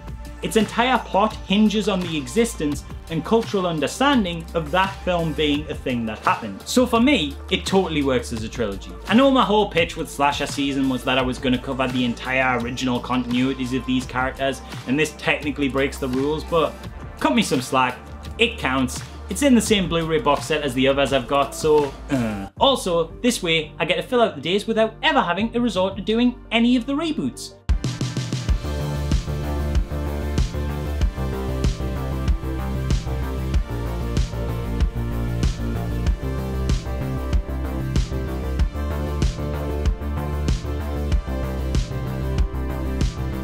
As I've watched and even made more and more films over the course of developing this channel and really got to grips with how much work goes into even the worst efforts, I have taken less and less joy in dismantling the rubbish stuff. With any film I encounter, even the ones that really don't work, I try to find the small elements that do. or at least take an interesting lesson from it. I managed to find slightly nice things to say about Freddy's Dead: The Final Nightmare, because at least that film was bad in an interesting way. A Nightmare on Elm Street 2010 though? There is almost nothing interesting about it. It brings me no pleasure to say this, but I have a really hard time finding a kind word to say about this one. It's just bad. Directed by first-time filmmaker Samuel Bayer, who is actually a really accomplished videographer in the music video world. The guy made the video for Smells Like Teen Spirit after all. And created from a screenplay written by Wesley Strick, the dude who wrote Cape Fear and Batman Returns, as well as co-writer the now Academy Award nominated Eric Heisserer, who wrote Arrival.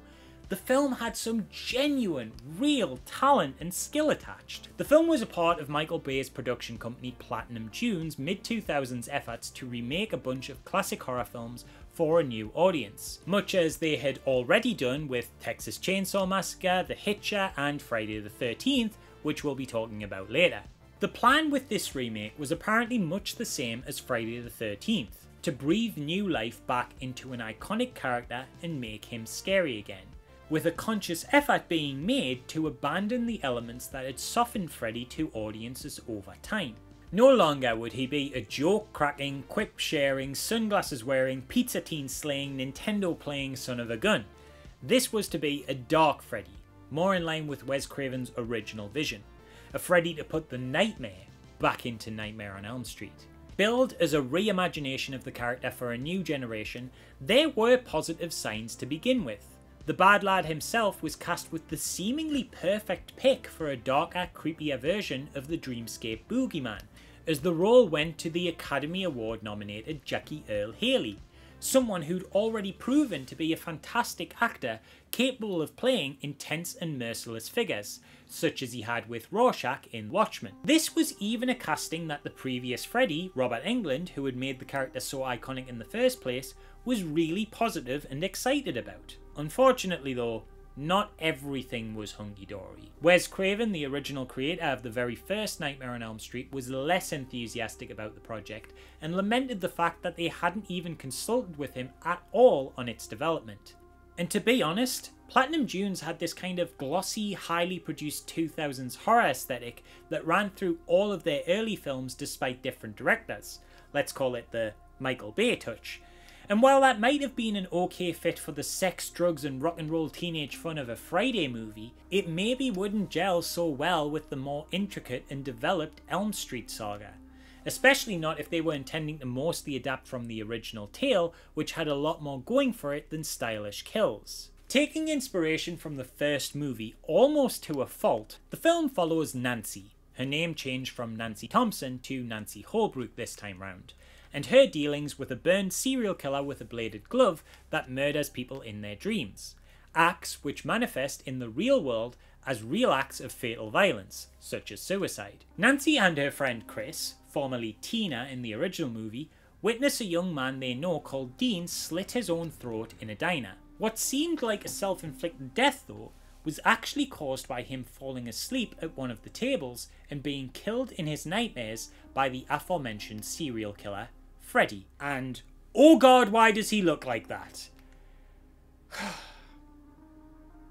Okay, we'll get to it, just stay on the plot for now. At Dean's funeral, Chris sees a picture of her and him when they were younger as kids. However, she doesn't actually remember knowing him when she was that young. Chris then also starts to have nightmares about this weird naked mole rat looking fella with the breathy voice that killed Dean, in scenes that are very much like the ones from the original film, with her falling asleep in class in a similar manner to how Nancy did it in that first movie, but only if rather than being creepy and surreal, instead the scene was massively excessive, turned the whole environment into some Stranger Things upside down-esque world, showed way too much of a killer we'd already seen an excessive amount of, allowing us to see even more of just how bad his design looks, taking away all potential mystery around him that would make him scary, and allowed her to have a lengthy dialogue with said killer, further destroying any fearful presence he may have had. From this point onwards, the film basically follows the beats of the original movie. Scared of the man in her dreams, Chris stays with her boyfriend, or ex-boyfriend in this version, overnight, and due to a nightmare, gets thrown around the room in the physical world until she dies. Again in a scene that's nowhere near as effective as when it happened to Tina in the first movie. The boyfriend, being the only one with her at the time, is suspected of her murder. He manages to get to Nancy and explain what happened before he is arrested. Nancy confesses to having dreams of the killer herself. The dude is eventually caught and is killed by Kruger when he falls asleep in jail, and Nancy starts to piece things together as all her friends around her are dying, continues to dodge Freddy in her own dreams, uncovers the story behind his origins, vows to keep herself awake, and all with the help of her friend Quentin, who basically is the stand-in for the Glenn character of the first movie, except he makes it to the end this time. It's all stuff you have seen before, just infinitely worse. It's boring. It is neither close enough to the original to be worth cheap nostalgia, nor is it different enough to justify its own existence. It's literally just that first movie again, albeit through a crappy 2010 CG heavy filter. Instead of it being the creative vision of a director and writer with a clear artistic intent, it is just a rehash made by committee. Every frame of this thing feels studio engineered. It's like you can hear the suits in the background saying, "More CG, copy that scene, make Freddy darker and edgier." It stays far too close to the iconography of the first movie, as if afraid not including one of the key memorable scenes will bring on the ire of the nerds they are trying to once again pander to. But it does every one of them worse. It's just crazy overproduced. The body bag scene in the first film was chilling. Here, they're like, it's not creepy enough. What if we added more close-ups and flicked the lights on and off in a spooky manner? Failing to realise that one of the things that made that scene so frightening in the first place was the clean lighting and wide shots, giving it a cold, sterile, ethereal, and dream-like quality. Finding horror in the mundane setting of a school hall by making that school hall feel uncanny, by having something deeply unsettling and weird occur in an everyday environment. You know, a bit like a dream. The film just constantly falls short in this way, overindulging in its replications of previous iconography until it takes away everything that was ever good about them. The worst one for me has to be the little moment where Freddy's silhouette seems to take shape in the wall. In the original, this was a practical effect achieved by stretching spandex, and it looks fantastic, terrifying, suffocating, claustrophobic, real. And then you look at the remakes, and I hate to be so cynical, but come on, this looks like shit. I know it's only a few seconds long, but to me it's just the perfect articulation of why this film is so unbelievably bad. Literally every single thing about it is wrong. First, the image composition. In the original, Nancy is centered in the bottom third of the frame. Then from the top third emerges Freddy, pushing down into her space. It's an invasion. He's put on top, looking over her in the safety of her own bedroom. By positioning him above her, it creates a power hierarchy where he's in control. The shadows either side drives the audience focus to that central image. The whole thing is static and held so we have a moment to absorb the weight of what we are seeing. It's dark, it's cold, it's oppressive, and it's free of distraction. The remake though? Tilting down moving side view with messy patterned wallpaper and background elements distracting from the key focus. We can see an exit out so it doesn't feel anywhere near as tight, claustrophobic or inescapable a situation. The movement is unnecessary and the weirdly warm lighting and grade ruins the atmosphere. And then, just in terms of the effect itself, this looks surreal but tangible. It embraces the discomfort of the uncanny. This looks like a badly textured wallpaper slug. And speaking of overproduced, there's the design of Freddy himself. There are prosthetics being worn here, but they make the dude look like an anthropomorphized naked mole rat. And they also just couldn't help themselves and go over it with CG elements, which could still look good, but here just adds to the hokey fakeness of it all. A philosophy that carries over into the nightmare part of this Nightmare on Elm Street. Every time they visit the dream world in this film, it's either a CG-riddled mess or unnecessarily elaborate and gritty sets. One of the best things about the original is that the dream world was so familiar. Like the real world, but just a little bit off. You couldn't be sure when a character was dreaming or not, giving the whole thing an air of unpredictability. Here though, there's no ambiguity. The dream world has a different colour palette, a different texture, a totally different style. None of it is exciting or interesting either. It all just eventually kind of blends into this unending rusty boiler room aesthetic. The one time they don't go overboard on replicating a scene is the one time they probably should have. When the Tina stand-in is thrown around the room, I don't know a better way to say this, it just looks really lame. Compared to the terrified kicking and screaming as Tina in the original was slammed chaotically around the room as she spinned in the air, the 2010 effort just feels totally toothless. I cannot stress enough how this is just the same movie, but infinitely worse in every way.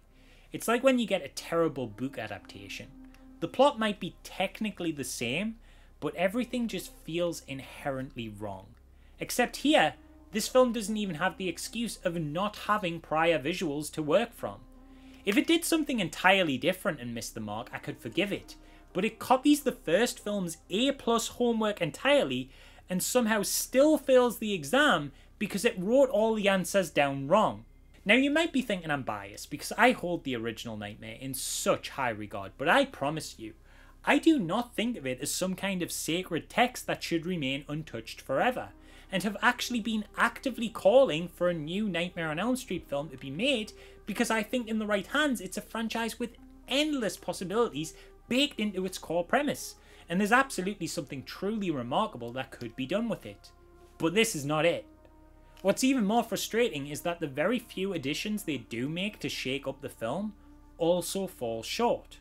One has great potential, and this is probably the only part of the film where I can say something positive about it. In this movie, they bring in the concept of microsleeps, an actually scientifically observed phenomenon that occurs in massively sleep-deprived individuals, where they fall asleep for literally just a few seconds. This is a fantastic thing to explore in a world where a killer murders via dreams that could make for some incredibly high stakes and add huge amounts of tension, as you never know when a character might dip out of consciousness for just the briefest of moments. While I think the idea had cropped up before in unreleased scripts for previous films, this was the first instance in which it had been brought to the screen within this franchise, and it would have been such a great way to broaden the scope of what could be achieved by Freddy. But the film barely touches on it. The most interesting occurrence of it is we get some flickery lights in a pharmacy as it switches between reality and the dream world rapidly, but then it just kind of descends into that same overproduced dream world for extended periods anyway. So visually and narratively there ends up being very little difference between the danger of microsleeps and just the normal sleeping that all the other films have explored. The second big change is the decision to actively confirm that Freddy is indeed a child molester. And man, I know this was something that Craven considered with the first film, but not including it outright in the narrative made it so much more interesting anyway, as it became more a focus of the subtext and it just added that uncertain and uncomfortable quality. You spent the film wrestling with the possibility and the discomfort that comes from that. All of his attacks are targeted towards young people. They take place in the privacy of their bedrooms. There's imagery that communicates a sexual energy to the proceedings. When 2010 just flat out spells it out for you though, it just feels like a skeezy way to make the film more edgy, to fit in with its dirty, grimy tone. It doesn't add anything. It could have, but it doesn't. They almost have something to say in relation to this idea around the idea of repressed memories, as all the kids don't remember his attacks as teens, and that's kind of interesting. But rather than explore what that means, the film just kind of utilises that memory repression in a way synonymous with memory loss, as a kind of cheap amnesia trick to keep its characters in the dark on information they would otherwise already have, to add more mystery and a scuzzy reveal. A reveal that, by the way, surprise surprise, is massively overproduced, dedicating a sizable chunk of the movie to seeing Freddy pre-burning and watching the angry mob who killed him in a melodramatic CG-heavy clash. God, this film sucks! And you know, if I'm saying that, it must be true, because this really isn't like me. In trying to find value in it, I'd say it is sort of worth watching as a kind of morbid curiosity piece if you love the character and franchise, and I actually think it really has value when put side by side with the original effort to see just how much better a film that is on a way smaller budget can be when it has creativity and vision put behind it. Because it offers up so many similar sequences while also feeling completely different in terms of final quality, it's a really useful tool if you're interested in things like scene composition, lighting, framing, visual storytelling and the ilk, to kind of hold them up together and say, well, why does this work so well and why does this not, when on paper they're essentially the same thing. And that is, to be fair, a very cool, interesting and useful thing. Just not in a way that is particularly celebratory of this later movie. But other than that, I got nothing. It really is just a studio movie through and through. I really don't blame the talent in or behind the camera on this one. I know Rooney Mara, who plays Nancy, is good. I know Jackie Earle Haley is good. I know the writers are talented. I know the director is talented. And I'm sure everyone genuinely worked really hard to try and make something here. But when you see tweets like this from one of the writers, well, it kind of just confirms that this movie was exactly the very thing it felt like. A studio-created nostalgia cash grab thrown together by a committee looking to milk recycled iconography in a way that catered to the largest possible common denominator for a quick buck pulled from the carcass of a dormant brand with an established fan base they owned the rights to. Plenty of Nightmare on Elm Street films weren't good, but Elm Street 2010 is the single worst thing a film can be. It's uninspired, unimaginative, and above all else, offensively boring.